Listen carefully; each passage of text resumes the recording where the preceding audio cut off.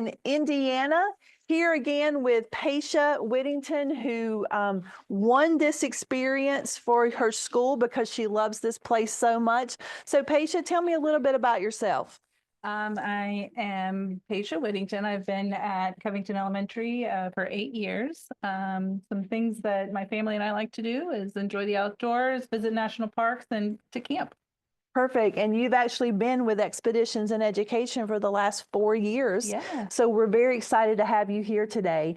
We're going to be doing a lot of really cool things. But again, kids, we want you to make sure you are muting your microphones. There will be time for questions, and you can drop those into the chat window. We're going to ask that you chat with our two hosts for the day, Tiffany Bell and Leanne Simmerman. You're going to see them in the chat window. And you can also chat with the Rangers. So there'll be Rangers online today, but then we'll keep all of our other conversations a little bit quieter.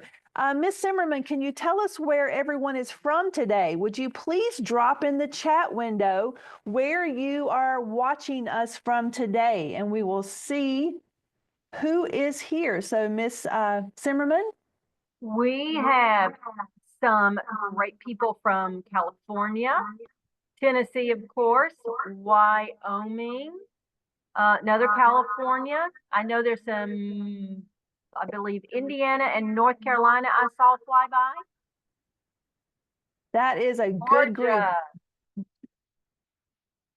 Wow. So kids, you didn't hear that piece of it, but we are from Georgia, California, Indiana, Illinois, North Carolina, Pennsylvania, Maryland. So they're coming from all over to look at this place today. So we're very glad you're here. So let's go ahead and get started with our deck here. So again, welcome everyone to Holiday in the Parks, episode number 5.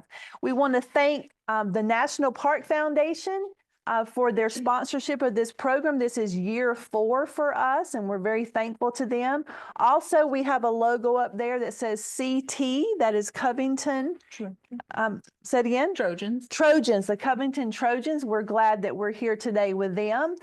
We also want to do something at the very beginning of this. We are going to announce our National Parks STEM Night winners. Now, here's the cool thing. We had about 22 schools apply for National Parks STEM Night, where we would come and bring really cool engineering design challenges. Marvin and Huck will be there. So we are going to go ahead and spin that wheel. So students, if your school is listed on here, then you are going to have a chance in just a moment to see if you won. So let me get my clicker ready and my pointer, and here we go. So fingers crossed. I wonder who it's going to be. Schools from Texas, North Carolina, Kentucky, Arkansas, Minnesota, Wisconsin, Illinois, Indiana. And this is our spinning wheel. Where it stops, no one knows. Fingers crossed. Oh, it's looking like Lincoln. Oh, it's going past Lincoln.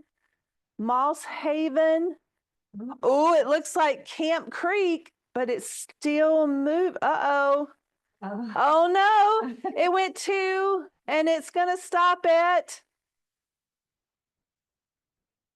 Rogers Elementary School. Let's give them a big round of applause. So let me see what school where that is. Looks like Minnesota. So Rogers Elementary STEM Magnet School in Minnesota, we are going to be coming to you in February for a great night of learning. So thank you so much for applying, and thank you to all the other schools that also applied. We're excited to hopefully see you sometime in the future. So a couple things I want you to have ready with you. First of all, your journal. So if you have your journals, kids around the country, go and get those out.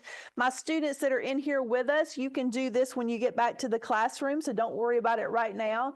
But we want you to be able to take notes on which park we're at, what state we're in when we talk to these people, and then any notes that you want to take. Remember, teachers, that on the website, we had activities up on the website, so I have all of those those activities here that we will be doing together after the Rangers speak. So if there's no other questions or anything, I'm going to speak one more time to Miss Whittington. Miss Whittington, now there's some students that have been chosen to be Junior Explore host with me today. I'm really excited. Let's go ahead and first one up. Liam, if you'll come on up, and you're going to sit right here in this chair. And Liam, tell us a little bit about yourself. The camera's right there. I am 10 years old and I am really happy to be here today. And a lot of activities I like doing are jumping on trampolines, and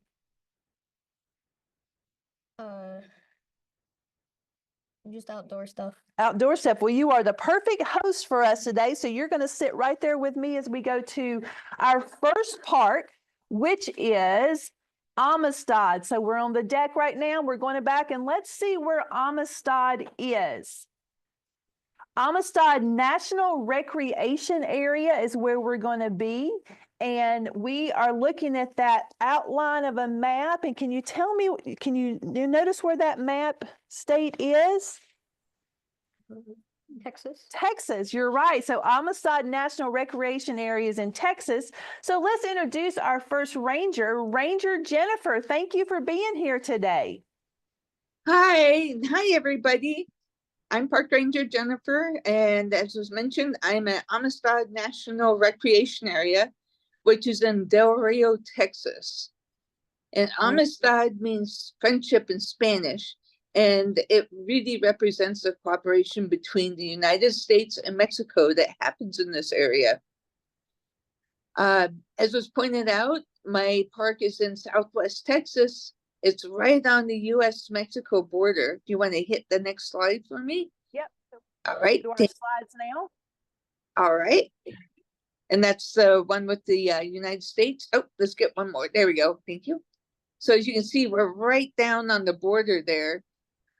Next slide. And this is a map of Amistad National Recreation Area. And it's kind of this big sprawling park that stretches out along 3 rivers. Then these rivers are identified by the arrows on the map and are traced in the yellow.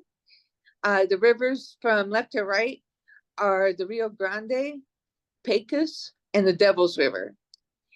And to make the next parts a little easier to see, I'll trim the map a bit and we'll focus on the reservoir. You'll get the next slide. Thank you. The Rio Grande, as I mentioned, marks the boundary between the United States and Mexico.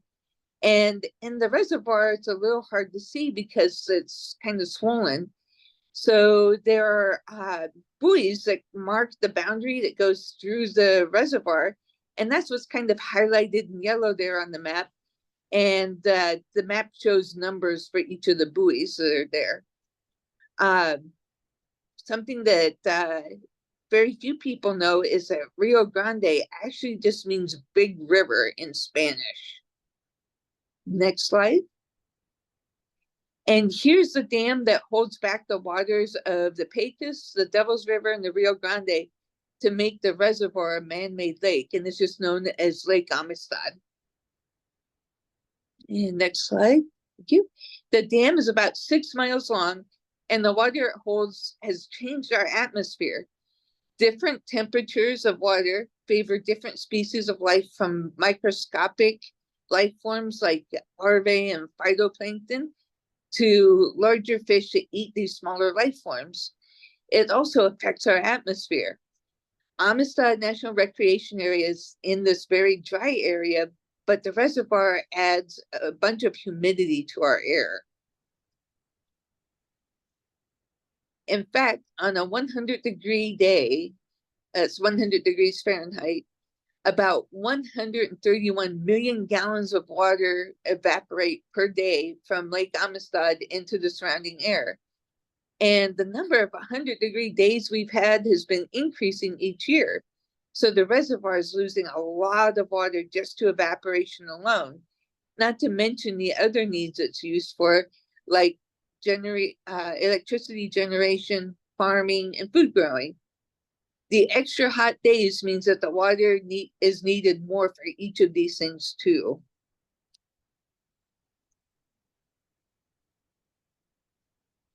On top of the dam are two big bronze eagles representing Mexico and the United States, because the eagle just happens to be the national bird for both countries.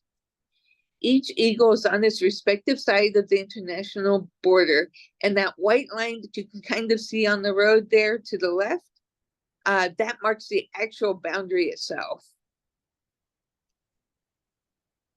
On average, high temperatures for December is 64 degrees Fahrenheit, and the low is usually 41 degrees Fahrenheit.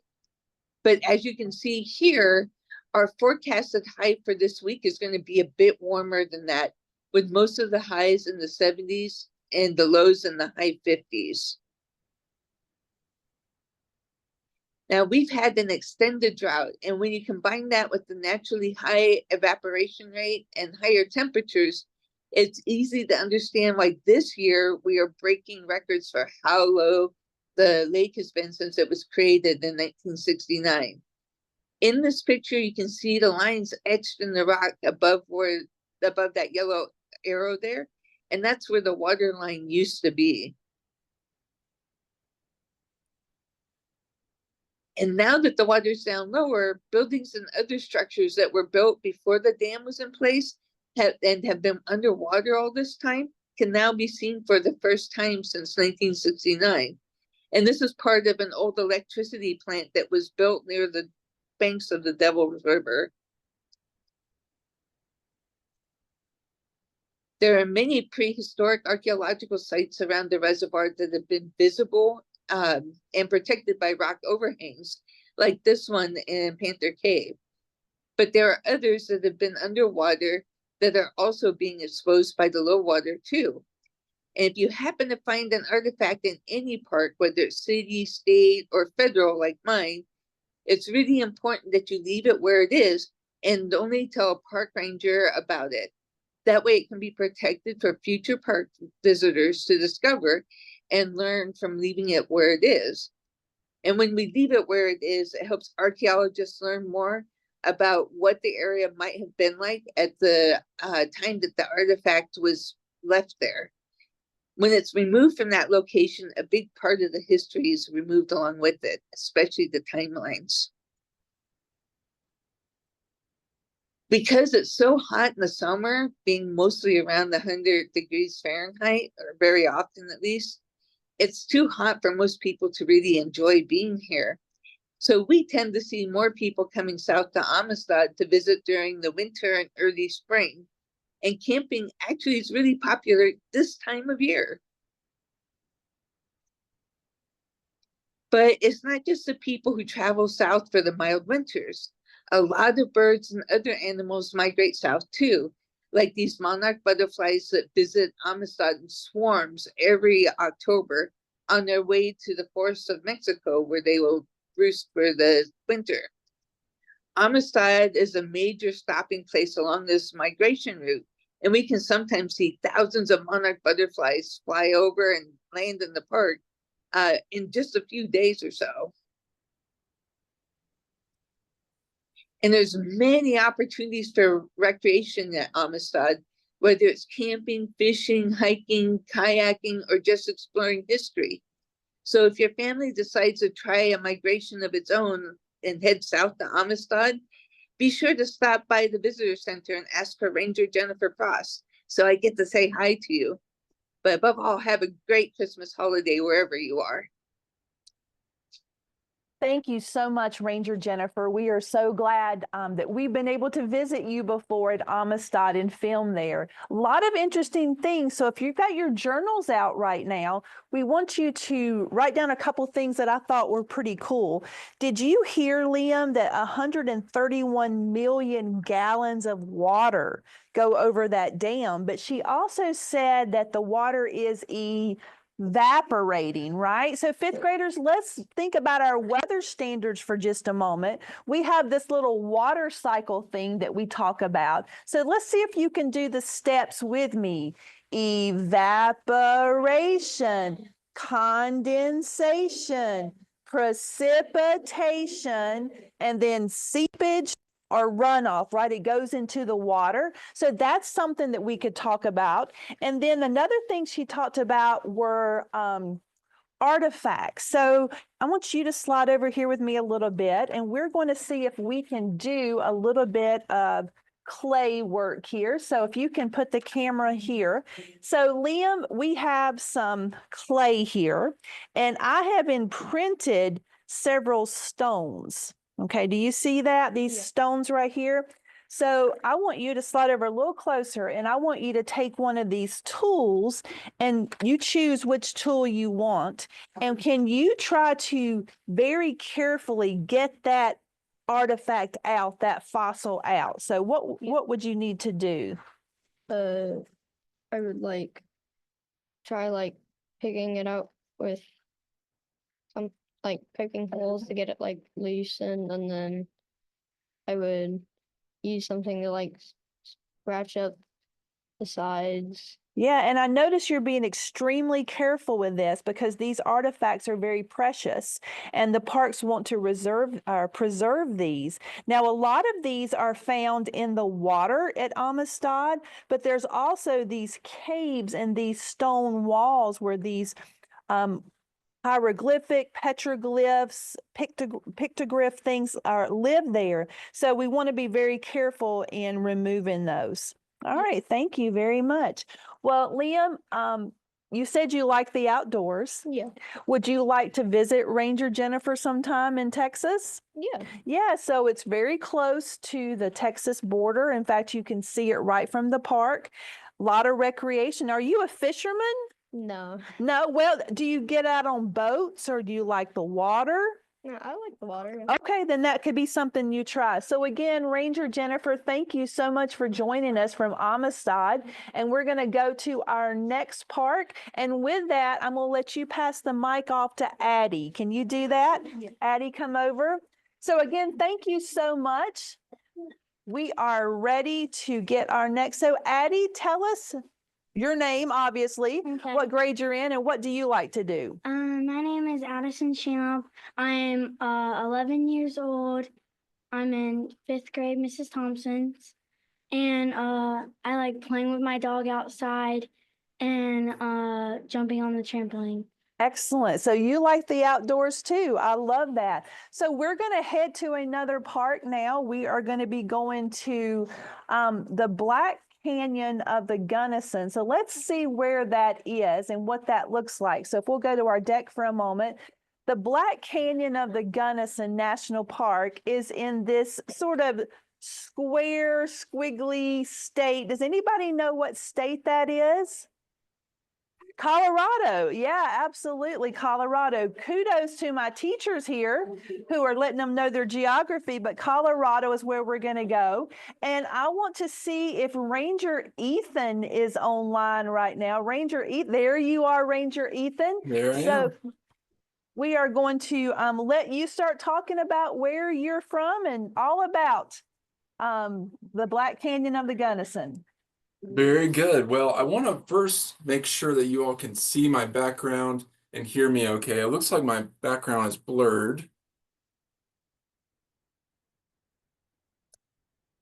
So let's fix that.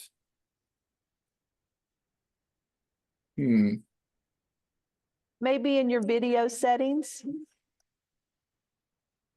Let's see here. Sometimes it'll blur your background. Okay.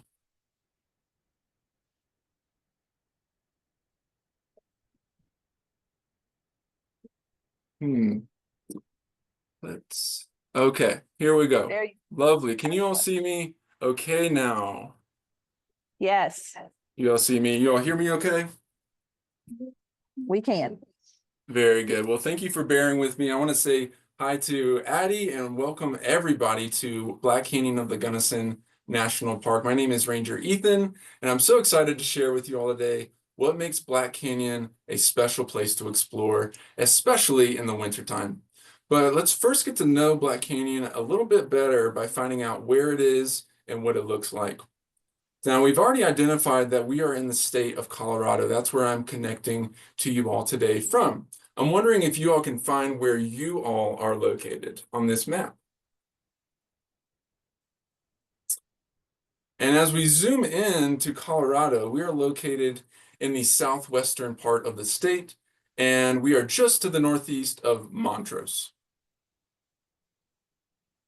And we zoom into Black Canyon, we learn that the Black Canyon is 48 miles long and over 2,700 feet at its deepest point, very deep. Now I'm here at the famous Painted Wall, which is the highest cliff in Colorado. Now these cliffs are made up of rock that's almost 2 billion years old, which is almost half the age of the Earth. Now, Black Canyon is also very narrow, and at its narrowest, it is 40 feet across at the bottom and just over 1,000 feet across at the rim. Now, Black Canyon is not the steepest, it's not the deepest, or the most narrow canyon in the world, but it is the only one that has the combination of all three things. Now, raise your hand if you would like to visit Black Canyon one day. Awesome. A lot of you would. Now, winter is a special time of year to explore Black Canyon, and as snow starts building up on the canyon rims, Black Canyon of the Gunnison National Park transforms into a winter wonderland. And a lot of change is happening in the winter. One of those things is snow. So throughout the winter, we get over 10 feet of snow here at Black Canyon. And December this month and February are our snowiest months, with about 2 feet of snow falling each of those months. Another thing that we see that's different from the other seasons is the cold. So our lowest recorded temperature here was negative 24 degrees Fahrenheit. That happened in February of 2011. Doesn't that just sound lovely? Negative 24 degrees. Everyone shiver with me. Awesome. Now, average temperature this time of year is not negative 24. It's about in the 20s and 30s, with our overnight temperature being below freezing. Another difference that we see in the seasons here is the amount of sunlight that we get. We get about 10 hours of daylight here in the wintertime. But with all these changes, we're going to need to experience the park a little bit differently than we do in other seasons. But all these things, the snow, the cold, the amount of sunlight, they are not going to stop us. We are prepared and we are going to explore. And one of the ways that we can experience the park differently is through roads that turn into trails. And to be able to explore most of the park, we need to be able to use our feet. So what you use on your feet, though, is up to you. And like I mentioned, roads and the usual summer hiking trails turn into snowy trails in the winter. Now, this is the South Rim Ski Trail, and it is an amazing addition to Black Canyon's recreational opportunities, and it provides a really cool and immersive backcountry experience for 6 miles along the canyon rim. And you can even stop at the many overlooks along the way and take in the beautiful canyon views. Everybody taking the views with me. Awesome. Now, the South Rim Ski Trail is shared by a variety of users, and it's actually groomed or maintained to provide for a safe and enjoyable experience. We have different lanes that are designated for different recreation types, and we're going to explore some of those recreation types here in a minute. But by staying in your lane on the ski trail, you're actually helping to preserve trail conditions and promote safety for all the users. Now let's learn about one of those ways that we can use this trail. And that's through snowshoeing. And this is one of the ways that we can explore the park and stay on top of the deep snow. By putting these on our feet, we're actually increasing the size of our foot so that we can float on top of the snow. Now you may sink in the snow a little bit, but it's not going to be all the way to the ground. And I have with me a snowshoe. And this is about 4 times bigger than my foot. So when I put these on my feet, I'm going to need to walk a little bit differently. And I'm going to practice that right now. So if you would like to practice with me, or maybe you want to gather some snow and form a snowball, or maybe you just want to take in the scenic views of the canyon, I'm going to practice snowshoeing. And in order to do that, because my feet are 4 times, these snowshoes are 4 times the size of my foot, I'm gonna need to widen my stance a little bit so that when I'm walking, I'm not tripping over myself, okay? So we're widening our stance, and I want you to walk like you're a giant. Fee, fi, fo, fum. That wide stance. All right, that looked pretty good. It might look a little bit like this.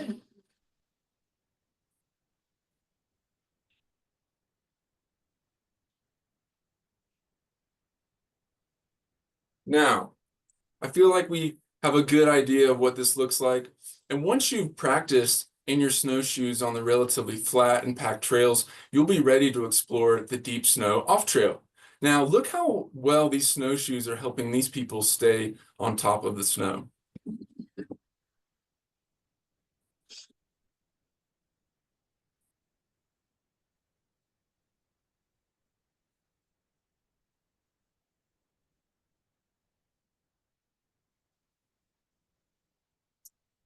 Snowshoes are not the only way to get around on top of the snow.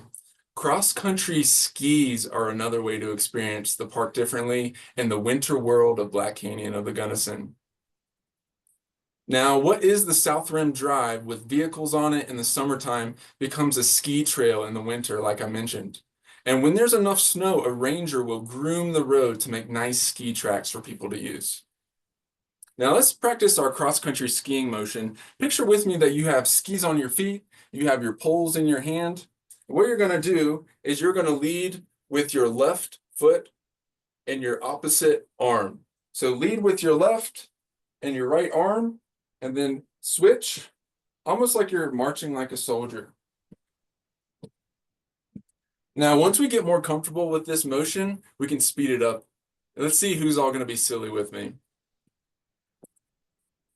Do a boogie with me. All right.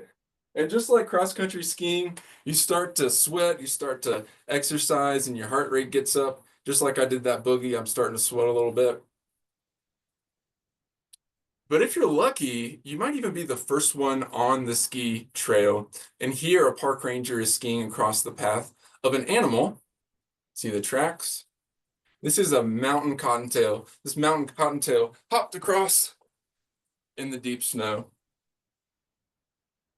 But I hope you'll consider visiting your national park sometime in the winter. This could be you here with the whole overlook to yourself, with amazing views like this of Black Canyon of the Gunnison. Now, I hope to see you out there sometime, but until then, I'll say goodbye from Ranger Ethan at Black Canyon of the Gunnison National Park.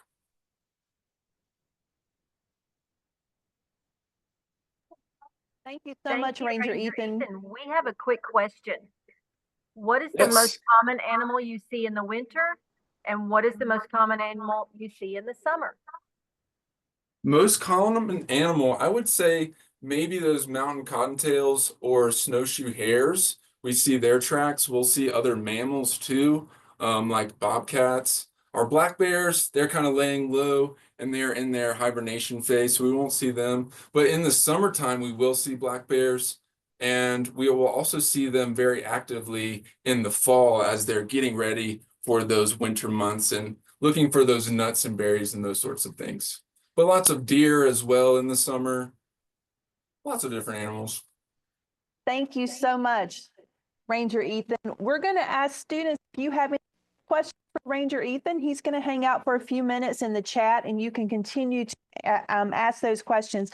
Come over here just a minute, Addie. So one of the activities that you guys can do in your classroom is you can create your own canyons. So here I have some Play-Doh that I have turned into a canyon. Actually, Miss Whittington did that for me. So if you like it, she did a really good job. If you don't like it, she did it.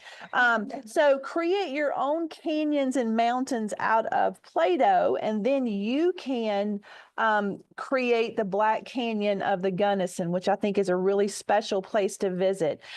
Something I didn't do for Liam that I meant to do, and I'll let you do, is that we are awarding you today a Junior Explorer badge, which is a badge we give out for expeditions and education. So I'd like to give you this. And then if you don't mind, if you'll give this to Liam, that would be great. All right. Thank you very much. We appreciate you. And we're going to bring up our next Junior Explorer, who is Abe.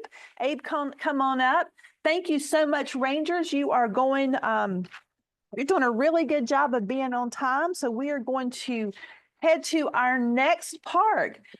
First of all, can I just say thank you so much to our hosts that are doing a great job in the chat window, but also our teachers and kids who are doing a really great job asking those questions. Remember, our Rangers are going to hang around for just a little bit so you can even ask more there. So Ranger Abe, tell us a little bit about yourself.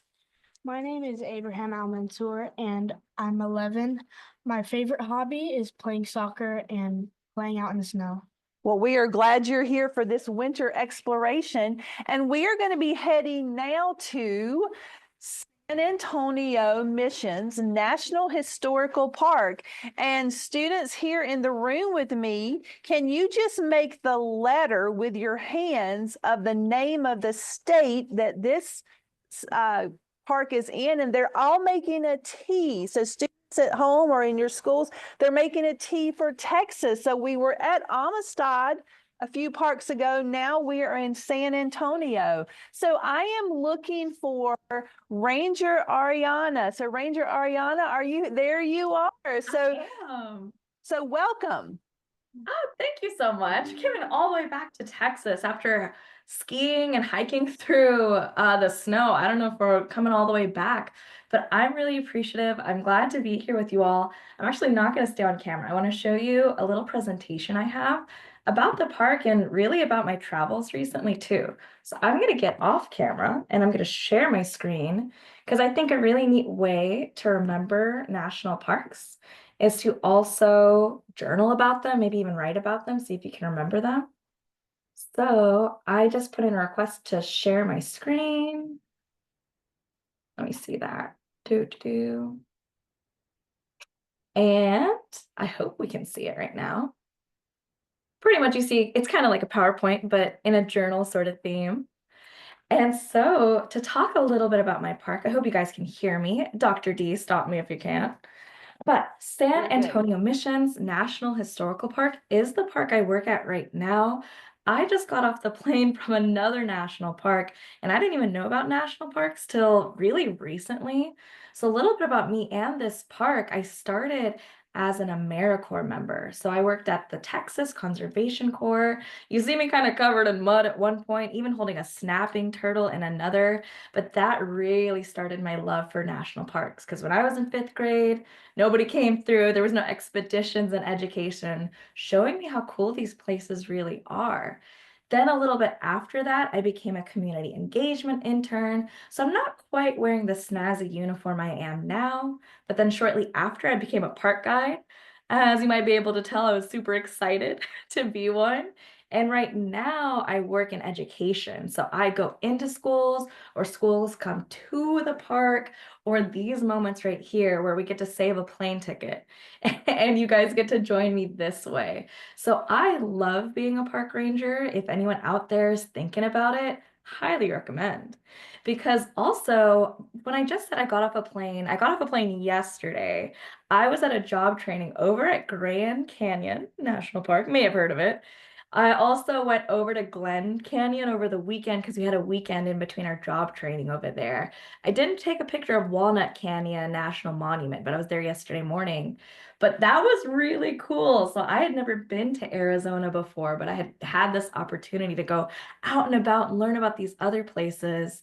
And then back in October, I even got married at Big Bend National Park. So you can tell I might love the national parks now. So I'm pretty excited about it. But back to San Antonio being as special as it is, this is the park I've been working at ever since I was a little intern, holding that snapping turtle. And the last few years, I've learned so much. And so these are the 4 missions that I happen to work at. Their names from left to right are Mission Concepcion, Mission San Jose, Mission San Juan, and Mission Espada. And they make up one national park unit. So we go to all of these, and these missions were established in the 1700s, early 1700s. I'm talking 1720. So this is technically American history before we even call this place the United States. Really snazzy stuff. These churches, you'll see them if you come to our park, and they're still in use today. They still have weddings and funerals and baptisms and a coming of age birthday party called a quinceañera. They have mass. They have all kinds of things. Really cool buildings to see, these churches. But that's not all it takes to build a mission.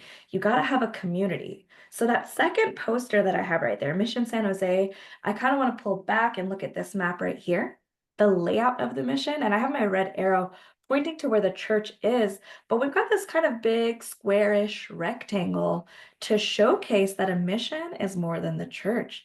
It's the people who have to build it.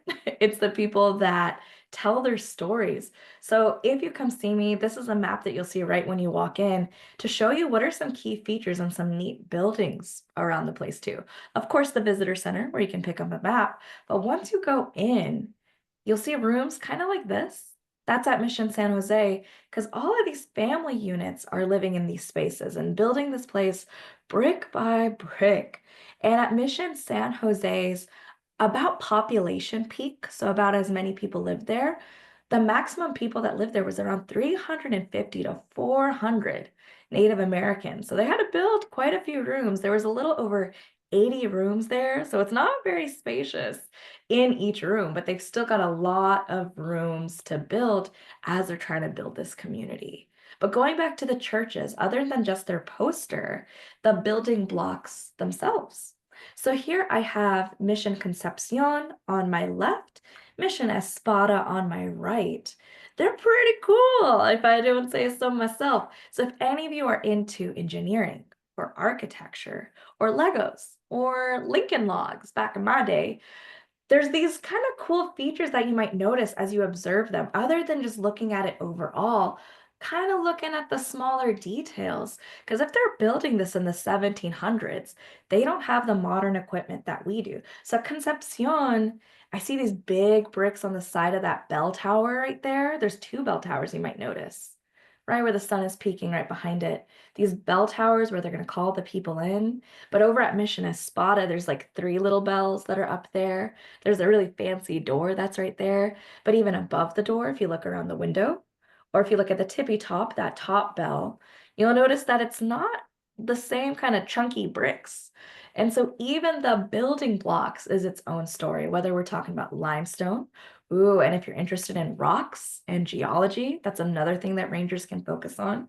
So we got limestone for the most of it, but then at Mission Espada, those thin red bricks, they're called ladrillos. And ladrillos are these thin bricks that they would bake over at Mission Espada. It's kind of special about that place because they didn't have as much access to limestone as they did a few miles up at Concepcion. So you got to work with what you got, right? You got to have your building materials and try and figure that out. But on top of just the rocks and the churches and the rooms themselves, every mission had a farm field.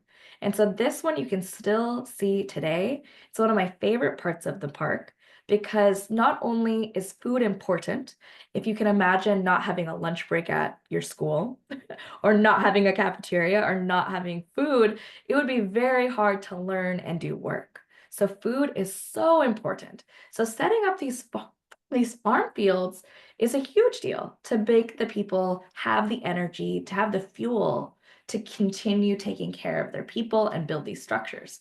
So at Mission San Juan, these farm fields are still in use today, which I think is really cool.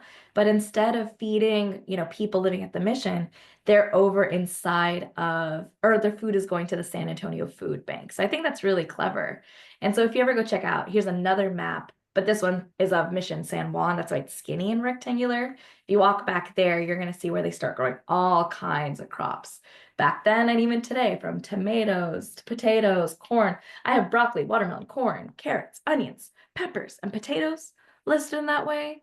And to even water any of these plants, right? If you want to have a garden or a farm, got to have some water. So that might be a really key part of the story, a crucial part, to have a water source to water your farm fields and take care of your people too.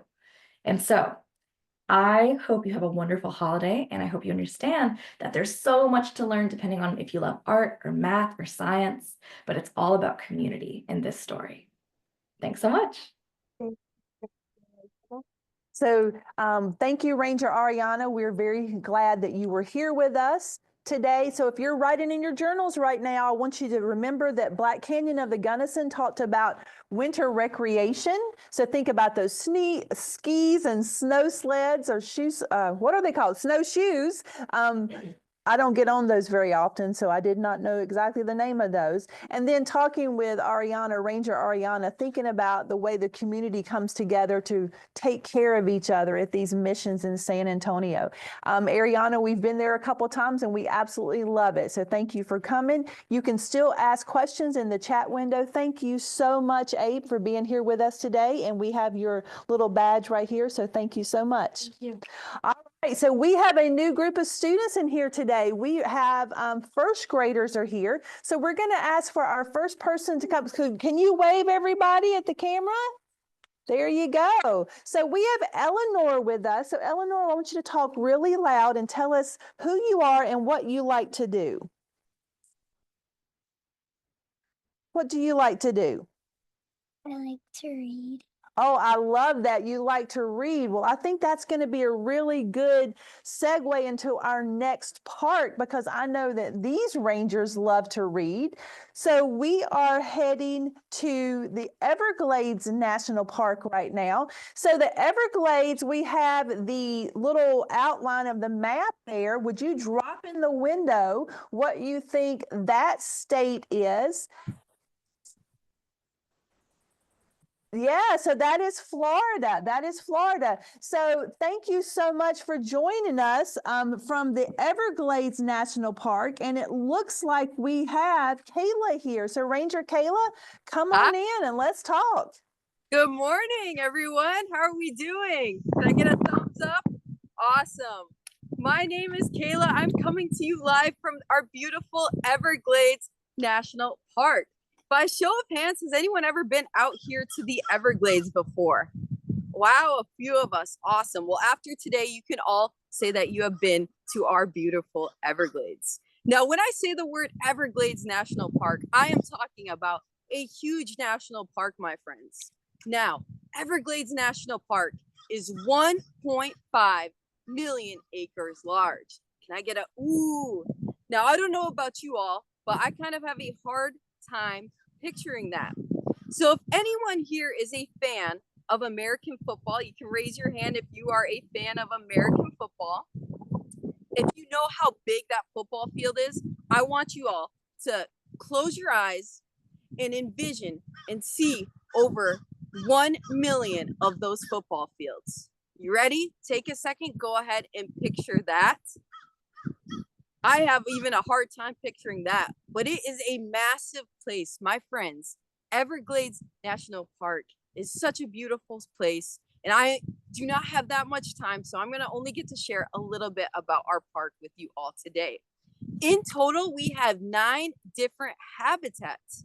Habitat, how many of you have heard of that word before? I'm sure we've all heard of that word. We are a smart group of kids today. Awesome. But a habitat is like a home for our plants and for our animals to live.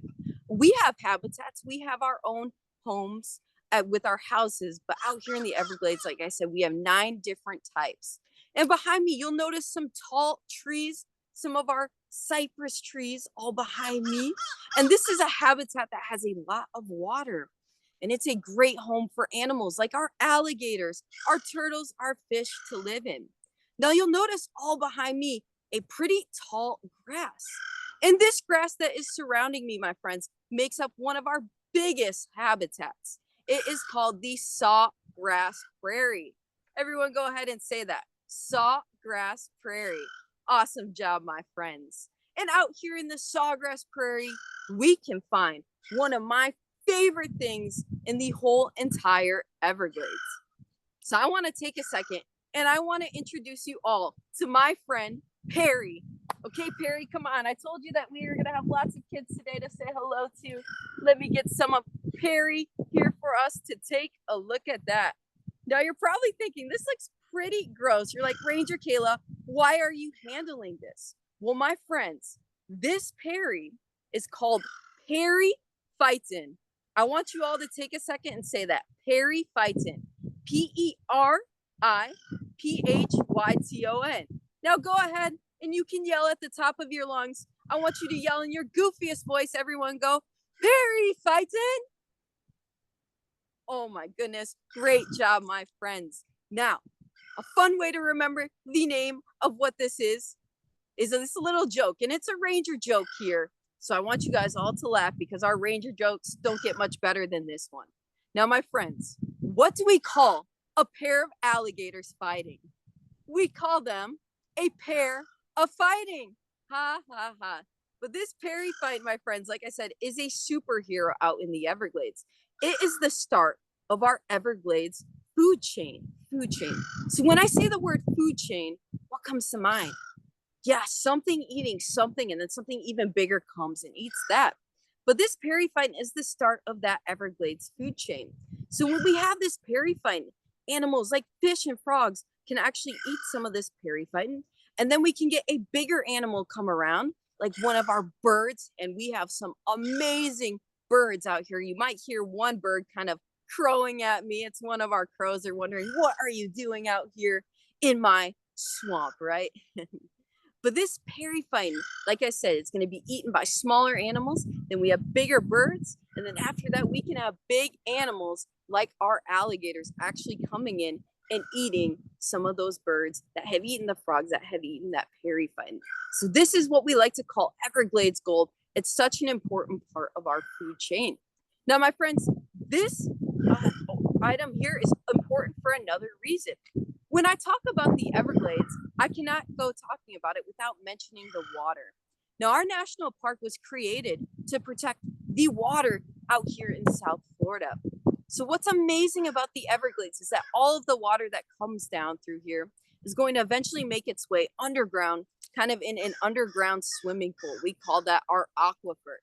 Go ahead and say aquifer. A-Q-U-I-F-E-R, aquifer. So this is where we can get all of our water that we need to use out here in South Florida from that aquifer. So by protecting the Everglades, we are able to protect our water that we're going to need, but also our water that our animals and our plants out here in the Everglades need as well. Now, my friends, when I mention water, I want you to think about what the water out here in the Everglades might look like. And I want you to give me a thumbs up if you think it's going to look super crystal clear, or I want you to give me a thumbs down if you think this water is going to look pretty gross, kind of like Shrek's swamp, right? Okay, so let's cast our guess. I'm going to go get our water sample right now. Okay, so I'm seeing kind of some mixed guesses. We're saying, some of us saying super crystal clear and clean. Some of us are saying pretty gross, kind of like Shrek's swamp. Well, take a look at this, my friends. Do you see how you can see my hand through that water bottle? That means our water is actually nice and crystal clear. And the reason for that is because our periphyton, watch what happens when I squeeze it. Watch what happens when I give it a nice squeeze. Take a look at this. It kind of acts like a sponge. It absorbs a lot of water. So it's helping filter our water out here in the Everglades. So like I said, take a look at how crystal clean and clear this water is. Amazing. You wouldn't think that would be the case out here. Now, does anyone think I should drink this water? I'm seeing a lot of thumbs up. Well, you are all kind of crazy because do you see a bathroom out here for our alligators, for our turtles, for our frogs, or birds even? No, right? They're going to use the bathroom in this Everglades water. So I wouldn't drink this water unless I filtered it. I wouldn't want to get sick. So I hope you all had a great time meeting my friend Perry Phyton. Okay, again, it is one of the most important parts out here in the Everglades. And believe it or not, my friends, this is actually one of our smallest habitats that we have out here in the Everglades, this periphyton, because it can provide good water for animals. It can provide lots of food. It can provide a safe space for them to live and even shelter. So periphyton is our smallest habitat out here in the Everglades. Well, my friends, I wish I had more time to share with you all, but I'm going to turn it back over to our lovely host. I hope you all have the chance to come out and explore the Everglades one day on your own. And I hope you have the best day ever exploring all of our amazing parks. Thank you so much. Thank you so much. And we also have a special thank you from our co-host today. Thank you, Ranger Kayla. You're Thank welcome. you, Ranger Kayla. We really appreciate you being there. You can drop a few questions for Ranger Kayla, and Junior Explorer Eleanor, I have a little badge for you. Thank you for being part of our broadcast today, and we'll let the next one come on up. So I hope that you were looking at the notes that Tiffany was dropping in the chat window. She gave you some vocabulary words, periphyton, which I'm just going to be honest to you, when we were there, it just looked like boogers. I'm just going to say it right out there in the whole place. It looked like boogers. And then she also put the word aquifer in there. So make sure that you're writing that down in your journal. Now we have Rainer. Is that correct? So Rainer, can you be really loud and tell us, what do you like to do? Play Fortnite. Play Fortnite. Now that's a video game, right? And I have actually seen that before. And sometimes the Fortnite game has things from history, which I'm really excited about, because our next national park is actually one of our historical parks. So I believe that Ranger Noel and Ranger Stacy are online here. So we're going to be going to Abraham Lincoln Birthplace National Historical Park. And this state is Kentucky. So welcome, Rangers, to Holiday in the Parks. Hello! We are so excited to be here with you, coming to you from Kentucky, here at Abraham Lincoln Birthplace National Historical Park. And we thought we would spend today telling you just a little bit about what Abraham Lincoln's life would have been like in the wintertime here on the Kentucky frontier. So I'm going to go ahead and share my screen with you all today.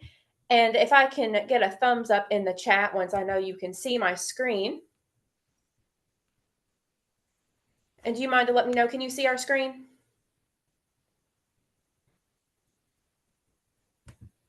We're going to need a verbalization. Yes, we can hear you. Thank and you. see you. Oh, wonderful. Perfect. So I wanted to tell you just a little bit about what the winter can be like here in the park. And that first slide was of our entrance sign here at the Abraham Lincoln Birthplace. And the winters here in Kentucky, sometimes you can have days that are a little bit mild. And then you can have days like we had yesterday, actually, just like you're seeing in this photograph, where it can be cold and rather chilly like it is today also. And yesterday we actually got a little bit of snow, just like you see in the photo, that lays on the ground. So when Abraham was a young boy here in Kentucky, he would have experienced winters just like you're seeing here. Cold, a little bit of snow. Sometimes we can get in January and February a good bit of snow. Yeah, the picture you're seeing on your screen now could have been a part of what Abraham Lincoln may have seen out his window when he was living at the Knob Creek Farm here in a one-room log cabin. Here in this image is a photo of the cabin at the Knob Creek Farm. Well, it's not the one that Abraham Lincoln lived in. It is from around the same time period, and really helps you imagine what life would have been like in a log cabin in the winter in Kentucky. And they would have had a lot of work they had to do to either stay warm, they would have had to cook their own food, and probably would have gotten water, just as we see one of our rangers here getting water out of the nearby Knob Creek. Even though it was wintertime and still cold, you still need water to drink, of course. You need water to cook with and to clean. So that nearby creek would have been a very, very important thing for them to have to get their water from every single day, even when it was cold. I know what I'd be most worried about, and that's what I'm going to eat in the winter. They would have cooked all of their food either in the fireplace, in their house, or if it was something that was rather smoky, maybe smoking meats, they would have done that outside the cabin on a fire in a pit in the ground that they would have dug. And here you can see a living history interpreter doing a demonstration of cooking on a fire down inside the ground. But I like to think about what I would eat if I was Abraham Lincoln living back in that time. You have to remember they would have been growing everything they needed to survive. So it's thing that they would have grown themselves, vegetables, fruits, and animals that they would have eaten. Some And pictures. also fish that they would have Oh, caught out of Knob absolutely. Creek themselves. Absolutely. Here in these images, we have some things that Abraham Lincoln might have enjoyed, some soup and stews, dried fruits and vegetables, Bacon dried from their meat, peak. bacon. So I want you all to drop in the chat, if you were living on the Kentucky frontier, what do you think you would eat in the wintertime? Or what would you grow to eat in the winter? What would be your favorite food, Ranger Noel? I think I really like dried fruits. I like dried apples. So I think Okay. that's what I would eat a lot of. Maybe I grow a lot of apple trees. So I could have Nice. lots of dried apples. What about you, Ranger Stacy? I think just like we see in the picture here, I would make a soup out of all the vegetables that we would have grown there in the garden at Knob Creek in the summertime and in the growing months, and then have a nice big pot of soup for dinner. Anything specific in your soup, Ranger Stacy? Maybe some beans. Some dried beans. Dried beans and maybe a little bit of the dried corn that we grow. All right. If you haven't yet, go ahead and drop in the chat. What would you eat on the Kentucky frontier? And what would you grow to make sure you have plenty of food in the winter? Because you can't grow anything in the wintertime. No. It's very cold. Of course, there's a couple of things that might have been able to grow in the shoulder seasons, like cabbages and lettuce and carrots. Yes. But for the most part, all of your hard work takes place in the summer, which means there's less work to do in the winter. So he would find some other ways to have fun. And we do know that young Abraham loved to read. There's very famous stories of him reading by the fire. So perhaps in the cabin that they lived in Knob Creek, in the winter months, again, when they're not have quite as much to do, he would be reading by the fireplace. Here we have pictured one of our 2 visitor centers. This one is the Knob Creek Tavern, where you can come today and visit and learn all about Abraham Lincoln's life, not just in the winter months, but in the summer, spring, and fall as well. We also have pictured a couple of the hiking trails that you can enjoy in the winter time. Even when there's snow. We try to keep our trails open when we can, and they're safe, and you can take a walk around and really get a sense. I love it in the winter because you really get a sense of what the farm would have looked like. It's very quiet, very peaceful. Absolutely. These are some photographs of our birthplace unit. This is actually the Sinking Spring Farm, which is, I know we touched on, and we're talking about Knob Creek Farm. The birthplace is actually 10 miles away. And this farm here, where you see the memorial building in these photos and the Sinking Spring, the one on the left, this is the spot where young Abraham was born on February 12th, 1809. And by many accounts, they did have some snow that morning. So much like you see here in these photographs, showing the memorial building, which sits here now in the park. And this is actually the first national monument to Abraham Lincoln in our country. That actually surprises a lot of people. Absolutely. And they built that because he was born here on the Sinking Spring Farm and lived there before he moved to the Knob Creek Farm as a little child.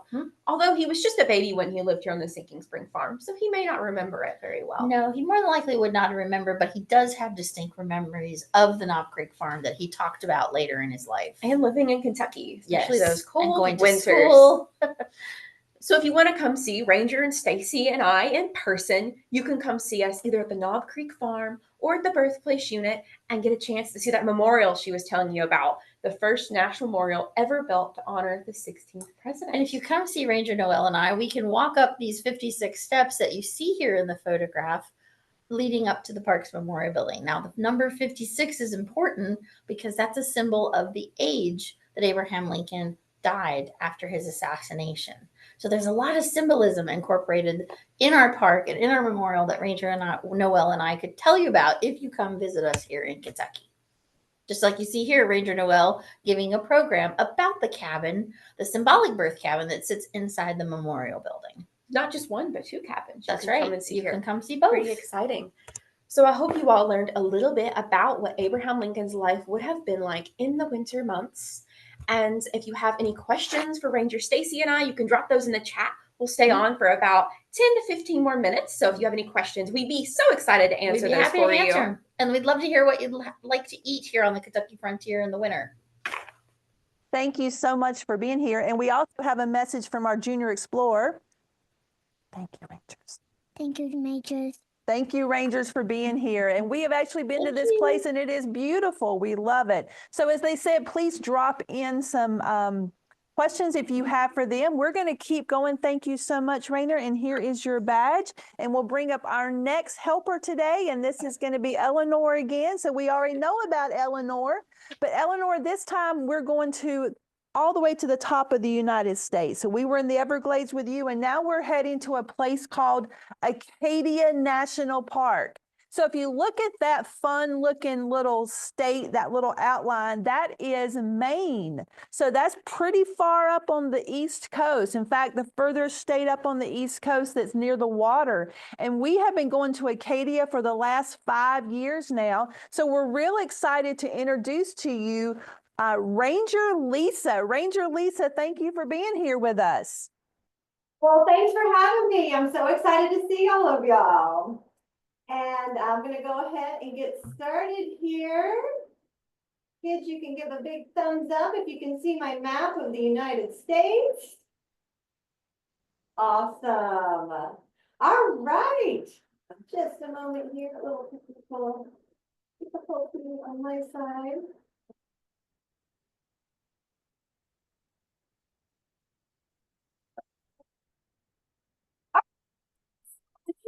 National Park is located along the Maine coast with over 4 million visitors every year. And here's a picture of the landscape of Acadia. This is beautiful, and it's broken up into how it might look in different seasons.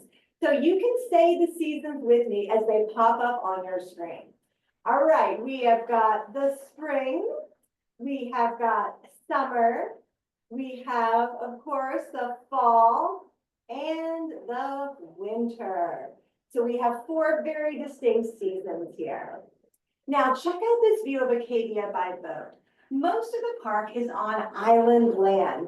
Can you see those mountains out there? Go ahead and take your arms and act out the shape of a mountain with your hands above your head. Really give it a nice big mountain stretch. And I'm going to ask you some questions today, and you just think to yourself your answers.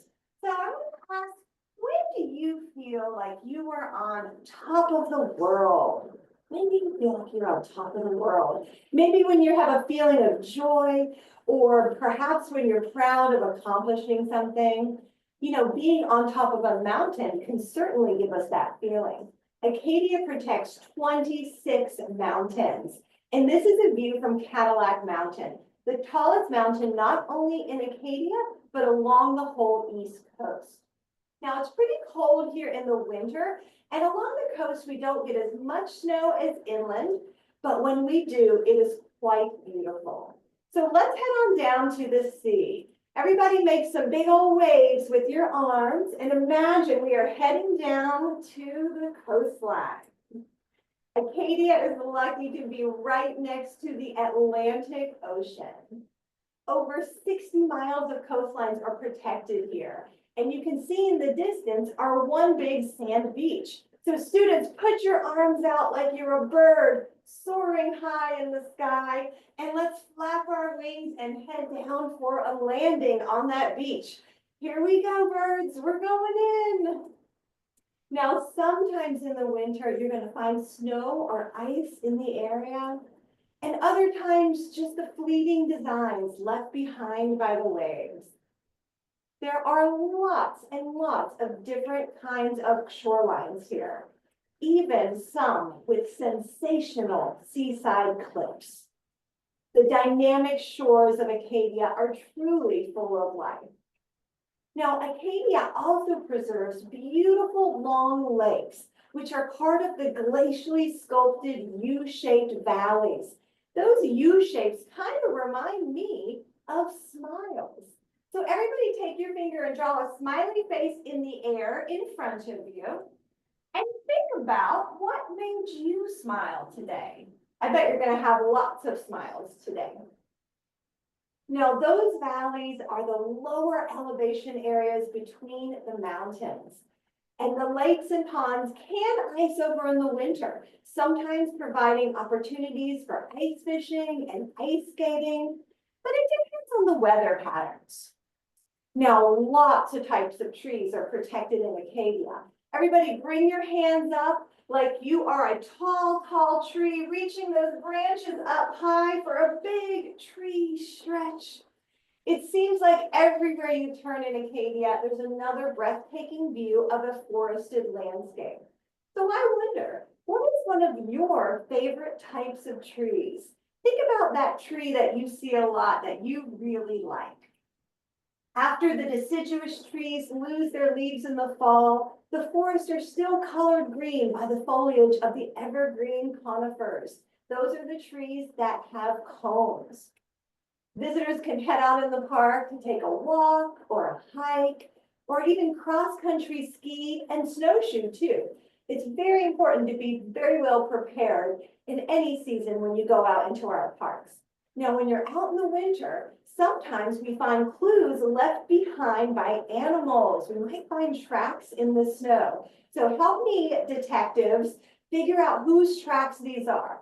Do you think these are from number 1, a fox, number 2, a deer, or number 3, a porcupine? Hold up your vote, 1, 2, or 3. All right, these are from the white-tailed deer. Way to go. Let's do one more track, detectives. Okay. Do you think these tracks are from 1, a bird, this is a wild turkey, or 2, a porcupine, or 3, the bunnies of Acadia, the snowshoe hare? Hold up a 1, 2, or 3. What do you think? All right, I see some good votes out there. These are from the snowshoe hare. Their huge furry hind feet help them move very efficiently over that deep snow. And check out how their winter white fur can blend in with the snow. Later in the spring, it will turn back to the brown color. Well, students, thank you so much again for inviting me to your classroom space. It's been wonderful to connect you to Acadia, and I wish you all warm winter wishes. Thank you so much. And we have a message from our junior explorer. Thank you, Ranger Lisa. Thank you, Ranger Lisa. So if you are doing some of the activities in your classroom after this, think about those tracks and how you can understand why you see these tracks in the snow and how you could identify these tracks. It's getting lunchtime and now I'm thinking of snacks, and I'm gonna blame that on Ranger Noel and Ranger Stacy, who were talking about bacon, and we haven't had lunch yet. So thanks a lot there. Thank you so much, Eleanor. We appreciate it. So we are going to get ready to head to our next park.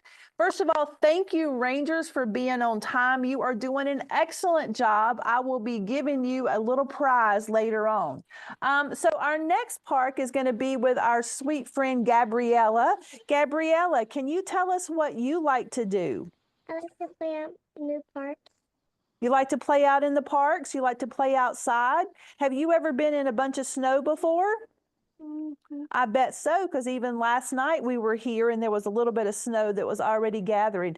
So Gabriella, we're heading to a place called Niobrara National Scenic River. Now, this is one of the first parks that we visited when we were starting our work with our nonprofit. And this state, the little black outline that you see on the bottom of the screen, is Nebraska. So I'm hoping that Ranger Bobby is around. Ranger Bobby, there you are. Hi, Daisy. How are you?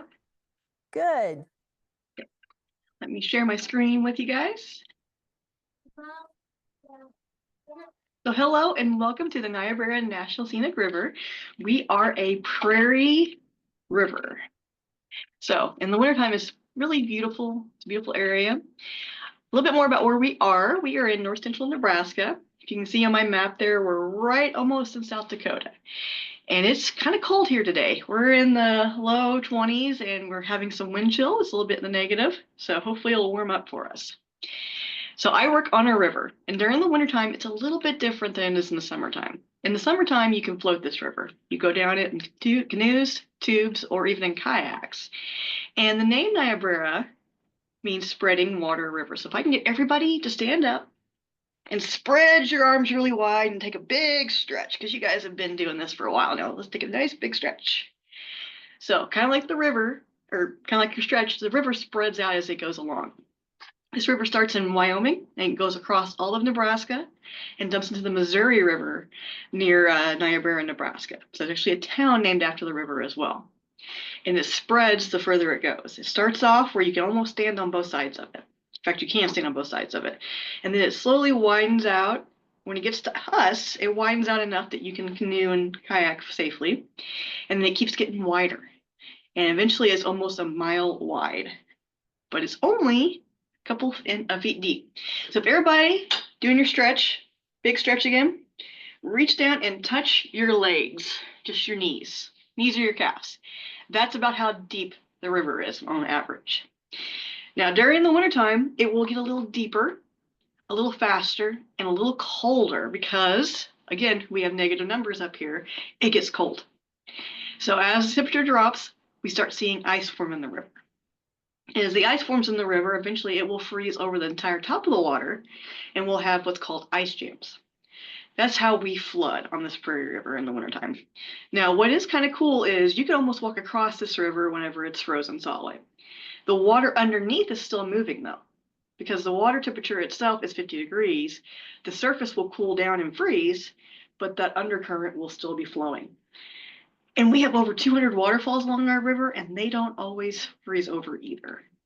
But this is kind of a cool photo. We actually have some people standing out on the river out there. If you look towards the left-hand side of your screen, across from where that sign is on the bank on the right-hand side, there's some people walking across the river there on that ice. Now, when it starts to thaw and break up, it can be pretty devastating. In fact, in 2019, we had an ice jam that knocked out a dam. It punched a hole in the dam and caused some massive flooding on the Missouri. But as you look in this photo up here, you can see the top of that dam is where that water is frozen up to. When it started to thaw and crack and move, it starts to create these huge channels, and it's kind of like a cool winter wonderland of these rivers valley, in the river valley. Now, I mentioned the waterfalls. Now, while it will get pretty cold here, I have yet to see a waterfall freeze completely over. Historically, it happened in the blizzard of '49. We had some severe snowfall that year, and it got severely cold for about a week, and so everything kind of froze over. But we'll see water kind of freezing along the sides of the waterfalls, and that's what creates our waterfalls, because our waterfalls are a little bit different than most people's waterfalls. Ours stick out versus being cut in, and that's because they are convex waterfalls, and that's due to the water staying running year round. It creates kind of a silica that protects the face of it, but the sides will freeze, thaw, and crack and fall away. And that's all due to our cool geology we have along the river, because this river wouldn't be here if it wasn't for the geology. We have a couple different layers. The main one is the rosebud. That's where all the water you can see kind of seeping down and freezing is. And then we have some ash hollow, which is where we find most of our fossils. And then we have the sandhills on the very top, because we are the largest stabilized sand dune in the entire United States. And what's really cool is all of our water comes from groundwater as part of the Ogallala or the High Plains Aquifer. So all of our water comes out of the ground. And again, people will float the river even in the wintertime. I floated in it with ice on it. It's a lot of fun. And then we have all the wildlife. Now, we are kind of in the middle of the United States, and so we have a lot of different things meeting here. We're kind of the meeting place to east and west, so we have a lot of converging species. So we have geese, we have the bison, we have the prairie dogs. Now, thinking about the bison for a second, I want you guys to all stand up, and then I want you guys to kind of sway your head and neck to one side and then back the other way. Kind of get a nice stretch going on. That's how bison will clear the snow and the ice to get to the grass underneath so they can eat in the wintertime. And they kind of evolved that trait through the Ice Age, because this was all covered in ice at one point in time. Now we have some other critters that like to hang out in the river too, and those are the river otters. And they're my favorite to watch in the wintertime because they will literally slide off of the bank into that cold water and just play in the ice. And it's so cool to watch. I want to thank you guys so much for coming along on this little journey down the river with me. And I hope you guys are having a wonderful day. And I hope you guys get outside to explore the wintertime. Thank you Am I so able to look much. quick? Yeah, thank you so much. And we have a message from Gabriella. Gabriella. Thank you, Ranger Bobby. right? Thank you so much, Ranger Bobby. We hope to see you sometime in the near future. So we are actually taking a quick change of, guys, you can head on out. We are actually having a change of the guard here. We have another park that's getting ready to start in just a moment, Sleeping Bear Dunes. But I just want to remind you, for those of you that are staying with us, that you take those notes, write down those questions, because we will give you some emails that you can actually reach out to these rangers if you had any questions that were not answered. We have a new group of students that are coming in. They're going to all be in just a moment, and they are our kindergarten class here at Covington Elementary School in Covington, Indiana. We are so grateful to Miss Whittington for inviting us here today to be with her school. We've had some amazing students in the classroom, and we have now our kindergarten class. So if you will turn the camera around, we're going to, as they come in, can you give a big wave, all my kindergarten? You were saying hey to a lot of students out there around the country that are watching this today. So thank you so much for that. Let's come back to me for a moment. So we have a new Junior Explorer co-host. Come over here a little bit closer to me. And your name is Millie. And Millie, can you tell us what activities you like to do? What do you like to do for fun? Are you a little shy? All right, so we're glad you're here. You're going to help me make sure that our rangers are doing a good job and staying on time. And speaking of rangers, let's go ahead and introduce our next one. We are going to Sleeping Bear Dunes National Lakeshore. Now, if you'll look at that little black outline, that is the state of Michigan, and you can't miss that one. That is one of the most unique state forms that we have. In fact, people that live in Michigan will tell you that is a mitten. So will you please come on and talk to us, Ranger Dave? Hello. Welcome virtually to Sleeping Bear Dunes National Lakeshore. I like that map, Daisha, that you showed. It really showed the pinky where we are located. It kind of had a defined pinky. So here in Michigan, we like to point to our hand. If you're in the lower peninsula of Michigan, I should say, it looks a lot like a mitten. So you can lift up your right hand and say, hey, I'm from this part of Michigan. And we are right up along the outside of the pinky here at Sleeping Bear Dunes National Lakeshore. And behind me on the screen is a view from one of our overlooks. An amazing view. During the wintertime, it actually looks like this, if not more snow right now. We just got a big winter storm here in the last couple of days. So it's all snow covered. It's going to be a white Christmas coming up here soon. And these dunes, but it's a little harder to see, but up above me over, up over here, those are some of the dunes you can find here that were named after at Sleeping Bear Dunes National Lakeshore. And it's hard to tell from that picture. Those dunes are over 450 feet above Lake Michigan. Lake Michigan being all this light blue, this giant, almost looks like an ocean here beside the park. That's all Lake Michigan, one of the biggest lakes in the world, freshwater lakes. And that is part of our geologic history. The reason we have the dunes and the Great Lakes around us here in Michigan, it all comes back to the glaciers. And that's what I want to spend my time talking to you about today, is kind of the basic, is a little crash course in how these dunes formed and the Great Lakes in pretty recent times. And we're talking about thousands of years, maybe around 14,000 years ago. This whole area, I'm going to go on to my next slide here. This whole area here, where I'm standing, where I'm calling you from, was under a vast sheet of ice. Now, it's a little hard to wrap your head around because you might have experienced winter and felt cold, but we're talking at this time, around 14,000 years ago, that this whole area was under really thick ice, not just a cold winter. We're talking being so cold that year after year, winter after winter, the snow kept piling up and piling up and piling up to the point where, I mean, we still had summer, but it didn't get warm enough to melt it. And it started to get so heavy and compressed that it formed these gigantic ice sheets that we see up on the map here, covering all the way down even to Kentucky at one point, and entirely in Michigan. I mean, you can see Michigan is entirely swallowed up under ice, thick ice, over a half-mile thick or more in some places.